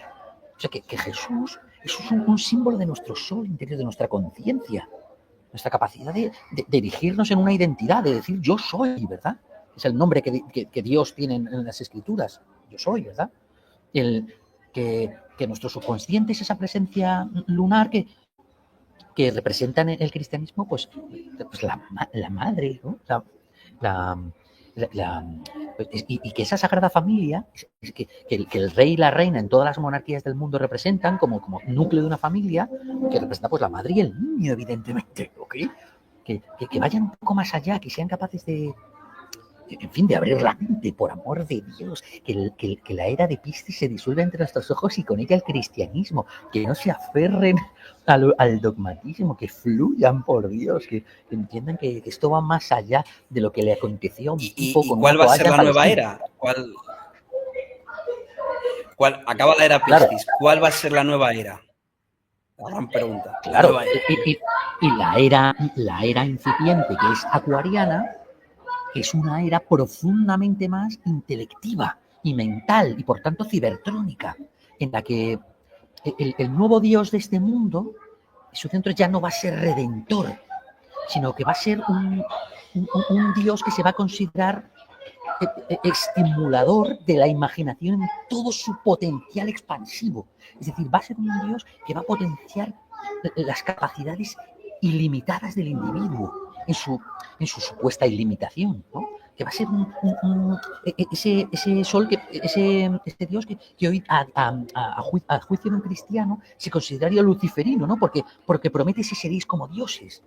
Por lo tanto, que O sea, Acuario está muy vinculado a la geometría de la luz que vemos en el otro mundo, ¿no? Cuando hemos vencido a la muerte y por tanto nos aborda una sensación de impunidad y de, y de que podemos hacer lo que se nos antoje, podemos serlo todo, ¿no? Que cuadra mucho, evidentemente, con el poshumanismo, con literalmente, porque es que eso es totalmente acuario, el poshumanismo, la cibertrónica, los implantes cognitivos, la inteligencia, la sedicente inteligencia artificial, evidentemente va por ahí, ¿no? Va a ser un poco más Deus ex machina, por así decirlo. Entonces va a tener que ver con una época de máxima potenciación de lo que sucede ahora, del perfil individual. ¿No? Así como la época de Piscis se caracterizaba por una especie de fusión disolutiva de las identidades en una sola dramaturgia, que es la época de la caballería, ¿no? La época de rendirnos ante el sentimiento de lo superior, que eso es todo de lo que va Hollywood, ¿no? Como centro ritual religioso en nuestra era. Ahora va a ir la cosa más en el sentido de que tu perfil y encontrar todo el mundo a través de ti, de lo que tú eres, de lo que tú quieres, que es lo que ya están haciendo las redes sociales a día de hoy, ¿no? Y lo que promete el poshumanismo, lo que todos estos nuevos gurús de tener el físico perfecto, la mejor dieta, la nutrición, aspirar a la inmortalidad, pues el culto al cuerpo, a esa especie de bienestar apolíneo, ¿no? Y de la ilimitación del potencial cognitivo, de abundar en tu propia marca, en tu propio registro, de asistirte de fármacos, de prótesis neurológicas, de todo lo que haga falta, a fin de seguir y seguir y seguir en ti, en ti, en ti. Va a ser una época muy, muy, muy degradada a ojos de nuestra propia era de Piscis, que buscaba el heroísmo sacrificial, ¿no? Morir por amor. Pero todo eso ahora se va a considerar una cursilada. O sea, nadie va. O sea, el nuevo Dios no va a exigir morir por amor, va a ser más bien date cuenta de que eres ilimitado, ¿no? Va a seguir más por ese, va a tentar por esa vía, por así decirlo. Y ya se está viendo. Creo yo, vamos. Sobre todo que es una época en la que conviene saber cuáles son las reglas del juego, si es que hay un juego, que lo hay. No vivimos solo en una entropía y en un caos aparente. Es decir, caos es la palabra que usa la gente que no conoce esas reglas del juego y cree en el azar porque no conoce, no ve más allá. Pero tú que en este caso conoces las reglas del juego y sabes cómo era esto de Dios no juega a los dados. Claro. Entonces, vamos a ver fenómenos muy extraños. Entonces, la clarividencia en esta época acuática va a ser adaptarse, ¿no? A una sociedad más líquida, más permeable. Es decir, tener esa flexibilidad, en este caso, por ejemplo, tú lo has hecho, moverte, salir de un continente, irte a otro, moverte de España por Alemania, es decir, pero no todo el mundo está preparado, por así decirlo, para tener esa flexibilidad, esa apertura de mente. La comprensión del tarot a ti te ha ayudado a saber en qué momento era propicio para emprender determinado proyecto, determinado viaje, determinada iniciativa. Tú te haces te echas a ti mismo las cartas, por así decirlo, como una especie de submarinismo en tu psique, de prospección a la caverna mental interna para saber ahora es el momento. Adrián, lánzate. Sí, así es, querido amigo. Yo me las lanzo a mí mismo, por supuesto. Y el tarot tiene esa ventaja que te permite entender en qué momento de tu vida estás. O sea, y por qué sucede lo que está pasando y qué va más allá de lo que tú eres capaz de ver desde tu propio ángulo subjetivo. Y por lo tanto, te permite congraciarte con el arco dramático que tú mismo estás experimentando. Entender de dónde vienes para poder alumbrarte respecto de por qué estás sufriendo ahora, por qué estás atribulado en el contexto de una inquietud presente y qué es lo que hay que ganar en el pago del sacrificio, ¿no? Que es tener que molestarse o dolerse en esa inquietud. Entonces, que sirve muy bien para tomar decisiones, hermano, por supuesto. Esto, vamos, me lo ponías en conexión con la época, con esta nueva época, que más que líquida, aunque es verdad que se la llama la sociedad líquida, ¿no? La líquida es la nuestra, que es la de Piscis. La sociedad ahora va a ser más aérea, más cibertrónica, más mental. Entonces, perdón, es verdad que Acuario es un signo de aire. Sí, sí, sí, sí, sí, así es. Sí, Entonces decir, bueno. va a ser en realidad lo que podríamos decir ficticia o cibertrónica, o sea, va a tener que lugar en redes, en un mundo que está en el ¿cómo lo llaman? En el El aire. universo paralelo, ¿no? El metaverso, sí. Las criptomonedas, en el fondo, todo Sí, está en el aire, claro. Internet, la sociedad. Es decir, Internet en el fondo es la caverna, pero yo lo veo como, o sea, yo no lo veo Internet como la salida de la madriguera de conejo, lo veo como meterse más o sea, lo veo como la caverna de Sí, Platón, Internet. El es mundo que de las ideas, Internet sí. es solo la intelectualización de la realidad, es decir, es exactamente lo mismo que hay ahí fuera, pero transformado en un plano estrictamente abstracto y mental, conectivo. Pero es lo mismo. Lo que ocurre es que nuestra nueva época, esta en la que estamos empezando a entrar de puntillas y con los ojos medio entrecerrados, ¿no? Y aún a tientas porque no hemos encendido la luz, pero esta época que están imponiendo a toda velocidad ante nuestros ojos, es una época de mentalización, de convertir las formas en ideogramas y por lo tanto, de trasplantar lo que hay fuera en un ámbito mental. Pero es la misma caverna, lo que ocurre es que simplemente una caverna virtual, pero en la que puedes hacer exactamente lo mismo, como en el juego de los Sims, ¿no? Que podías llevar una vida paralela, pero jugando a ella en un esquema que es como una realidad alternativa virtual que tiene lugar en un plano abstracto y que nos permite pues la impunidad que da la mente, ¿no? Que vivir como voyeurs, experimentar todo desde la comodidad de la soledad en nuestro. Eso es lo que más acuariano de todo en realidad. Esa idea de convertirlo todo en una experiencia cibertrónica que tiene un filtro, una distancia cognoscitiva, que lo convierte en una mera abstracción, que en el fondo no es real en el sentido de que no tienes que mojarte, porque en nuestra época exigía mojarse y empaparse, emocionarse, todos juntos a la iglesia, todos juntos al cine, todos juntos al teatro, todos juntos a la universidad. Ahora no. Ahora mira cómo estamos hablando tú y yo. En remoto, yo estoy aquí en Facebook, en Blasgau, y tú estás en España y hablamos cada uno de nosotros. Nadie sabe si te vamos pantalones puestos. Eso es lo que. Eso es lo genuino, hermano. Pero es la misma caverna, simplemente que computerizada. La misma. Platón, cuando hace el mito de la caverna, ese mito lo hace ¿tú crees, para que cualquiera se autoinicie? Es como una especie de invitación a la autoiniciación, a ver más allá de... ¿Tú lo lees en esa clave esotérica o lo lees en una clave puramente exotérica de, bueno, amos y esclavos, que el esclavo se libera y es incomprendido por los demás esclavos, por lo tanto ya está haciendo referencia a que incluso el esclavo que se libera siempre va a ser una élite, una minoría, un pequeño Espartaco?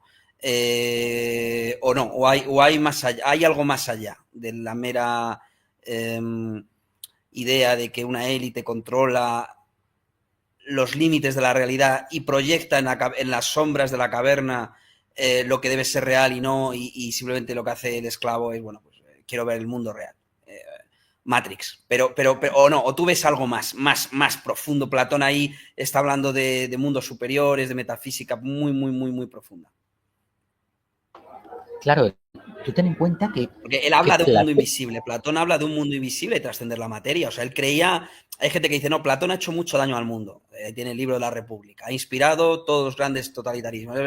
Pero él habla de trascender la materia. Él habla de mundo invisible, mundo de las ideas. Él da una esperanza. Entonces, quiero saber cuál es tu opinión al respecto. De frente a los que dicen que Platón ha hecho mucho daño, pero en el mito de la caverna está exponiendo mucho del mundo moderno en el que vivimos, con el metaverso, y está creando también, igual que dice, mira, es posible crear una caverna, hay siempre una salida a esa caverna. ¿Cuál sería la sí. salida en el mundo actual? También te quiero aprovechar para preguntarte. Es que te pregunto muchas cosas a la vez. Bueno, perdona. No, pero bien, hermano, muy bien. La caverna platónica es un gran mitologema de nuestra realidad en su naturaleza. Platón no está diciendo nada distinto de lo que hablara Freud en su descubrimiento del subconsciente o de lo que después la escuela de psicoanálisis haya intentado postular. Es decir, existe un mundo oculto y que este mundo externo que vivimos es un reflejo de este. Fíjate en la propia imagen de tu icono, ¿verdad? Que divide el mundo en dos partes. Una que está sometida a la proyección de esas formas y otra que nos permite un contacto directo con la luz, ¿verdad? Lo que nos está diciendo Platón es que hay que vivimos en un ciclo, en una cueva, lo que la tradición ha dicho que es el útero de la diosa, y que está dividido en dos, que hay una parte consciente y una parte subconsciente, que de esta parte consciente, de esta cueva en la que vivimos, se sale hacia el otro lado más luminoso, quedándose dormido o muriendo, pero que una es la psicodramatización de la otra, ¿ok? O sea que en una de las realidades, en la explícita, que podríamos llamar realidad visible o la vigilia, o el mundo en el que estamos, la luz se está mostrando en unas formas que en el fondo son derivativas del otro lado. Son derivativas. Que en ese otro mundo al que vamos cuando estamos dormidos, ese mundo de los sueños, ese mundo nunca jamás, ese mundo oculto, ese mundo que intentamos invocar chamanísticamente, a través de la enteogenia, a través de todo esto que se proscribe tanto, ¿verdad? Y ese mundo que nos espera después de morir, así mismo, ¿verdad? Esto que Dune, la película Dune, El País de las Maravillas, o el mundo de Beetlejuice, ¿verdad? Ese mundo otro, representa, es un mundo como en la isla de Lost, en Perdidos, donde todas estas verdades externas del mundo operan, pero interiormente, es que las entendemos dentro, como cuando estamos dormidos. Entonces, Platón lo que hace a través de este mito es intentar enseñar a la gente la verdadera naturaleza de la realidad. Es decir, a que aprenda a buscar las respuestas de los incógnitas de su mundo dentro de sí. Porque todos somos igual de esclavos de ese psicodrama, tanto los reyes cuanto los pordioseros. Es decir, que no, por tener más poder temporal dentro de este videojuego, de esta simulación, es decir, por el hecho de que a ti te haya tocado interpretar el papel de rey y a mí el de peón, no quiere decir que tú seas más libre o más feliz o si acaso más poderoso conforme a estas reglas. Pero lo que ese rey simboliza, que tú aquí fuera lo ves como una élite que hay, en el fondo se está refiriendo a algo interior, que es la élite que tienes tú aquí dentro, a tu propio gobierno. Pero en este mundo de formas hay una psicodramatización. Entonces todos tenemos que interpretar un papel. A nosotros nos ha tocado ser plebeyos, paisanos, o en nuestro caso, surfistas de la disidencia, o nómadas anarcocapitalistas, o buscavidas visionarios, ¿no? Románticos trasnochados, lo que queramos significar. Pero Platón lo único que estaba intentando hacer en toda esta recuperación del legado pitagórico, que a su vez era una recopilación de los cultos caldaicos, de esa sabiduría hiperbórea, del culto de los cultos egipcios, etc. Todo lo que la tradición nos decía es lo que la película Matrix intenta significar. Es decir, que no te obsesiones demasiado con la partida, que esto es un juego aquí lo que estamos haciendo, ¿no? No te obsesiones con la mano de cartas que te ha tocado. Mucha gente se obsesiona en maldecir las cartas que le ha tocado. Es que me ha tocado ser un peón y yo me quiero liberar, yo quiero derrumbar a las élites, yo quiero hacer una subversión, etc. Es obvio que hay una diferencia de poder y que la gente de arriba custodia los límites de nuestra realidad en el sentido de intentar controlar la aproximación epistemológica que hacemos nosotros. Es decir, controla nuestro mundo de la manera como nosotros controlamos una pecera, ¿no? Y colocamos a los peces en un acuario y ponemos espejos alrededor del acuario para ese vidrio, ¿no? Para que ellos crean que están en un universo infinito, cuando en realidad saben perfectamente que estamos jugando a lo que estamos jugando. Pero esas élites están sumidas en el mismo plano inmersivo, matricial o cavernoso que nosotros. Entonces, por más que ellas sean una cabeza de león y nosotros la cola, estamos todos sometidos a las mismas reglas. Por eso el conocimiento libera. Por eso es tan importante acceder a esos textos y entender lo que está pasando aquí, ¿no? Ese conocimiento que es el de Matrix puro, de, ojo, recordad que estamos dormidos, que esta vida es un sopor, que es mentira, que esto es una ensoñación, una especie de caída en un mundo imaginario que es virtual, que en el fondo no os lo toméis demasiado en serio, que la cosa prosigue después de muertos y en el sentido de hacerse más real, hiperreal. Por eso en los templos de los Asclepíadas, que eran estos como seguidores de Asclepio, a su vez Esculapio también llamado, ¿no? Seguidores de Hermes, lo que hacían en sus templos era sanación a través de la incubación. Entonces estos provocaban una especie de mini cueva platónica que era una cámara de aislamiento sensorial y estaban convencidos de que la sanación eran templos de sanación, templos terapéuticos. La gente iba a sanar durmiendo y entrando en contacto con el mundo de los sueños. Entonces hacían onirocrítica, que es esta manera de lo que hace un psicoanalista, ¿no? Te pone en contacto con tu realidad interior, eso que tú estás desoyendo, que no quieres ver. Mucha gente está reñida con las élites, en el fondo, porque está reñida con ángulos de sí mismo. Hay un youtuber muy famoso, que tú conoces muy bien, tú y yo le vimos juntos, yo le hice un análisis grafológico y detecté que todo lo que él hacía en su vida combativa y fuera, no te digo el nombre para que no se nos endemonie, que tiene muy mal carácter, solo te digo quién es, que todo lo que él hacía, esa militancia, esa locura, era en el fondo una militancia que él tenía dentro. O sea, que él estaba proyectando sobre fuera sus miserias, sus propios dramas constantemente. ¿De acuerdo? Es decir, a ver, yo no estoy intentando negar que existe una plutocracia encubierta, unos potentados con capacidad de irrigarnos con chemtrails, de modificar el tiempo, de controlar la epistemología, monopolizar la comunicación, la cosmología, hacernos creer que Elon Musk está mandando Teslas al espacio, que los extraterrestres ya están aquí. O sea, no niego eso. Lo que intento decir es que esta gente sigue un guión intentando mantener el psicodrama. Es decir, mantener la ilusión de que esto es de verdad una realidad que no es un juego, sino que es de verdad, pero intentando mantener el juego. Pero que a nosotros, como meros peones de esta trama, lo que debemos hacer no es focalizarnos en las grandes tramas del mundo, etcétera, sino mirar al interior, que ahí es donde se sale a la cueva. De la cueva se sale entrando en el mundo interior. Eso es lo que simboliza, ¿no? Te comentaba al principio del programa, cruzar el Atlántico. Es que es literalmente lo que separa el mundo externo del mundo interno, ¿no? Y eso es lo que en todas las épocas suponía irse a América. Ese mundo que es como ir al planeta Dune, es como ir al otro lado de la muerte, literalmente, que es Costa de la Muerte, el Atlántico, ¿no? La muerte misma. Entonces, hay un mundo que es más real que este, ¿quién lo duda? Porque cada vez que soñamos, no pensamos que estemos despiertos. Cuando estamos soñamos, la cosa es tan real que es más real que este mundo.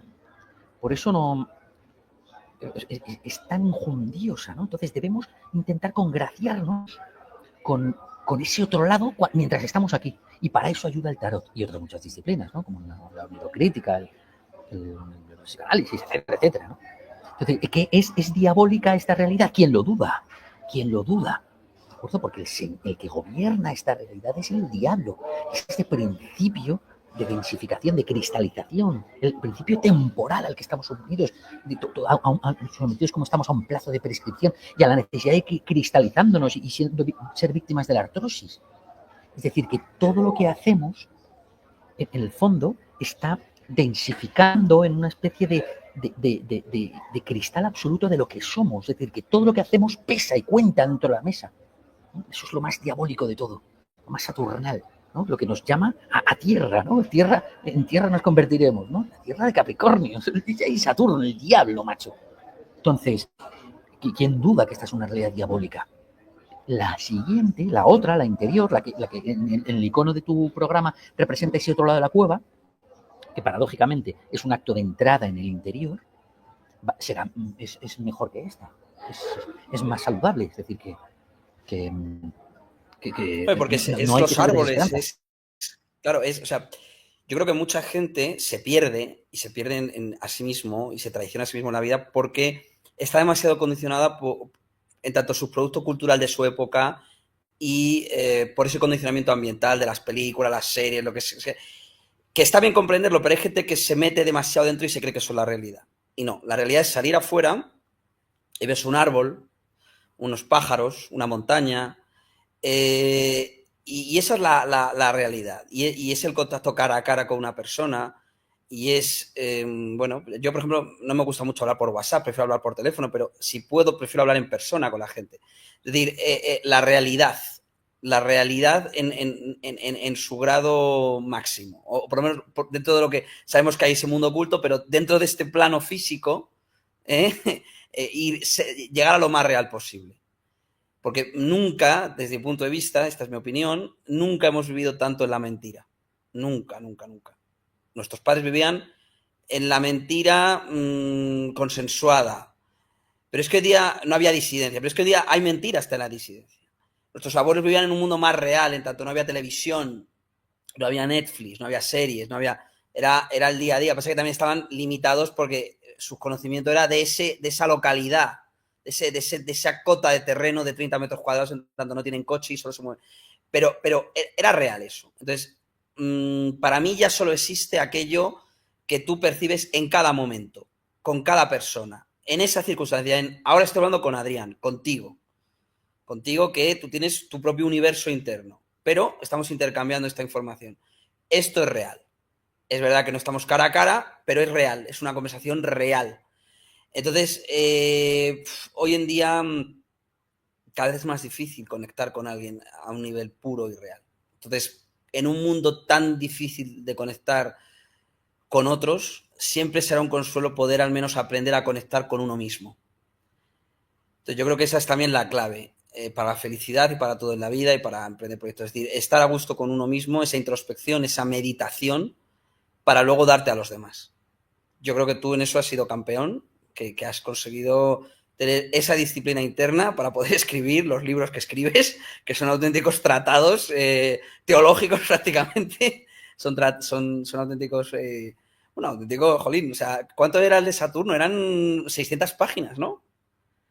Este no sé cuántas tiene. 600 y estaba en más de 900 y he tenido que reducir la fuente para que cupieran menos de 600, pero al final tendrá 2 volúmenes. Ya está a la venta, ¿de acuerdo? Pero estoy incorporando más contenido y al final, pero vamos, quien quiera pillarlo en un solo volumen, que aproveche y que ya rápido, porque dentro de poco van a ser 2 volúmenes. Sí, sí. Vale, o sea, va a haber segunda parte de Teoría y Práctica del Tarot, Ciclología 2, imagino. ¿Va a haber trilogía o no? Solo primera y segunda parte. No, Ciclología 1 es el tarot, la Ciclología 2 va a tratar de la interpretación de los sueños. Está muy relacionado con la caverna también, hermano. Vale, sí, o sea, tú ten en cuenta que esto que comentas de la realidad es una de las cosas que tú dices, hay que abrazar la realidad, salir ahí fuera, ¿verdad? Que en el fondo, o sea, el tarot lo que dice es que esa realidad que hay fuera, esa es la cueva y hay que abrazarla.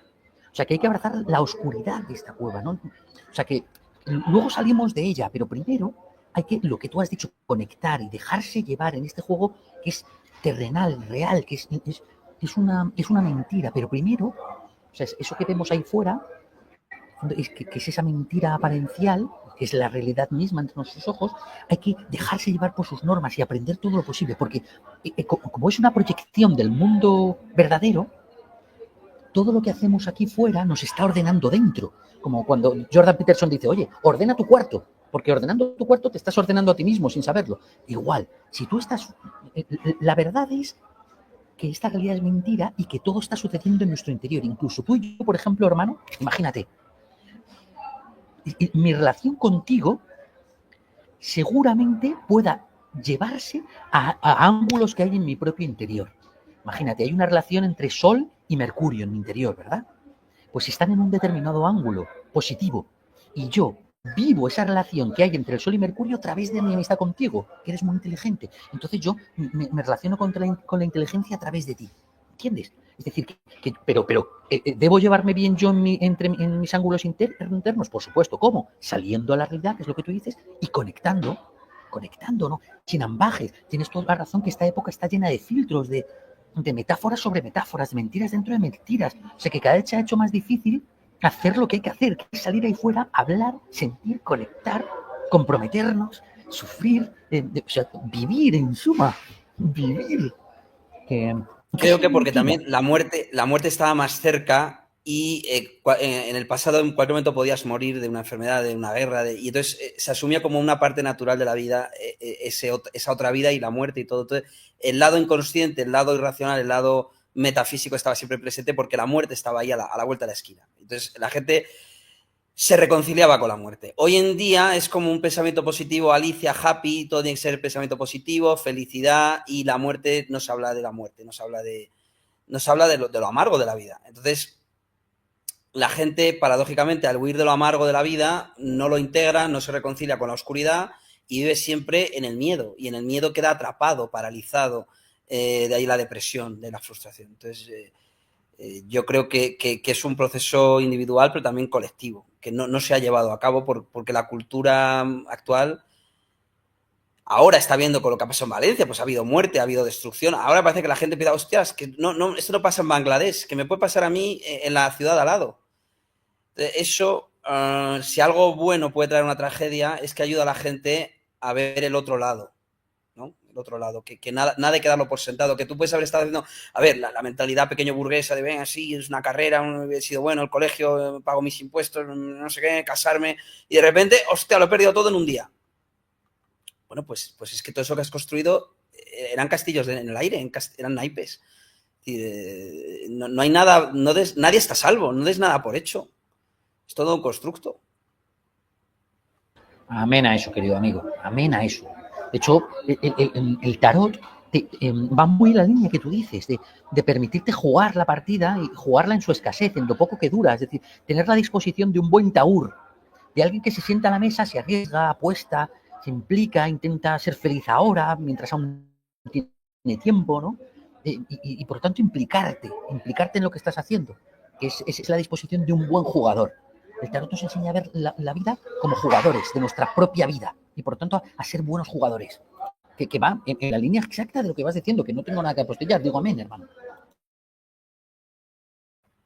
Sí, porque vivimos en tiempos de incertidumbre y la incertidumbre es donde la gente ve azar, ahí otros ven destino, porque es donde se ve cómo se escribe la realidad desde un punto de vista que el ser humano no puede controlar. Entonces es mejor surfear esa ola, porque no puedes ir contra la ola, sino simplemente coger una tabla y decir, bueno, pues me meto a la ola y a ver cuánto duro y a ver hasta dónde llego. Ese proceso de dejarse llevar por el lado inconsciente, sublimado, irracional, y controlar o intentar, no controlar, pero al menos mirar hasta dónde, en qué margen de maniobra los que escriben arriba las cosas te dejan moverte, pues a ver hasta dónde puedes llegar. Entonces, yo particularmente en mi vida, no sé, en tu caso, he intentado durante mucho tiempo, y tú me conoces, y bueno, me conoces, sí, lo sabes, siempre no rebelarme contra la idea de la fatalidad. Intentar de, mira, we can fix it. We can fix this. We can. We have the right to choose. Es decir, podemos elegir, podemos arreglarlo, podemos. ¿no? La alegoría de Flash, ¿no? Podemos intentar. Bueno, pues, pero no. A veces simplemente hay que aceptar tu sino y capear el temporal. No puedes evitar la tormenta. Entonces,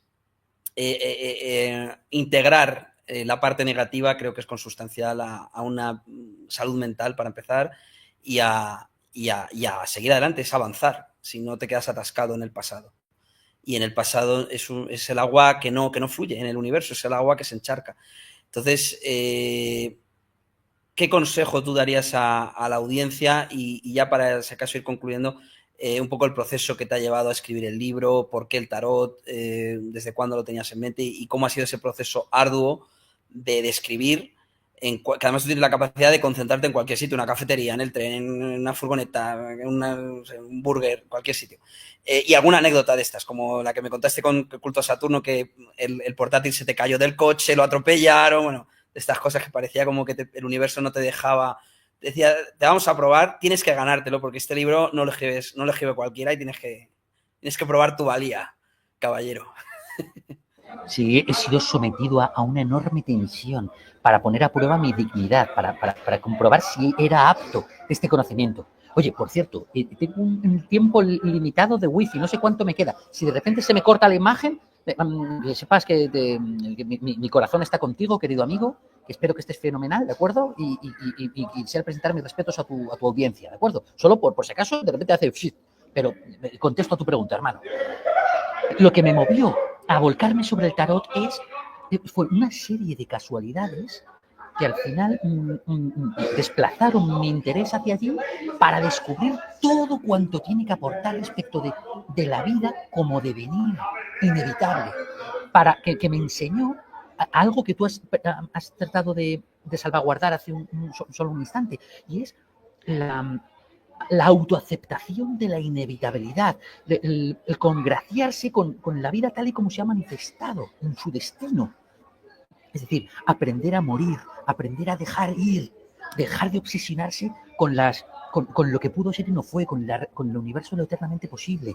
Es decir, para intentar sacudirme todo eso en lo que hoy día se nos ha metido, ¿no? Que es esa especie de yo puedo, yo controlo, yo soy, ese iluminismo, esa espiritualidad que por desgracia es lo que ha quedado de la heliolatría, ¿no? Del heliocentrismo que hoy día representa el cristianismo, ¿no? Esta idea de todo lo puedo, yo todo lo soy, yo todo lo quiero, todo, ¿no? Lo quiero todo, lo quiero ahora, todo eso, ¿verdad? El tarot es el conocimiento de las tinieblas, de lo que aportan las mujeres a este mundo, ¿no? Si lo vital es lo masculino, lo espiritual, lo femenino aporta eso. Nos calma, sin duda, quien ha intentado conquistar a mujeres sabe perfectamente que las mujeres son la manera como la fatalidad se nos presenta a los hombres, ¿no?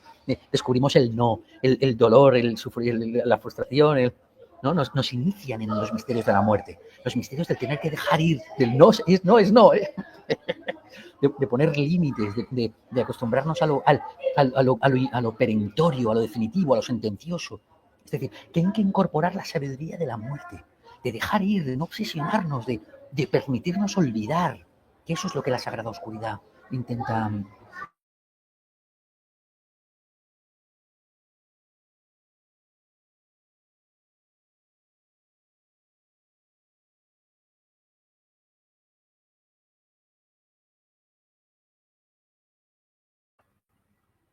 Adrián, te has ido.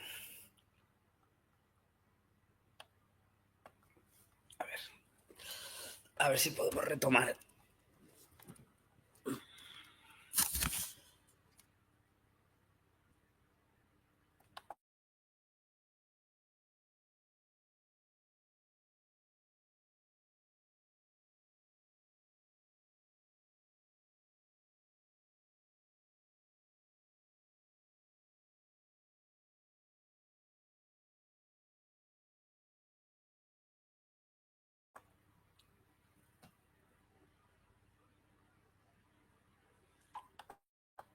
Pues parece que verdaderamente a Adrián se le ha acabado el wifi, porque siempre está de un sitio para otro como un saltimbanqui, un buscavidas, y estará creo en alguna cafetería, algún sitio de estos que es un wifi temporal el que dan. Entonces, bueno, se ha despedido ya.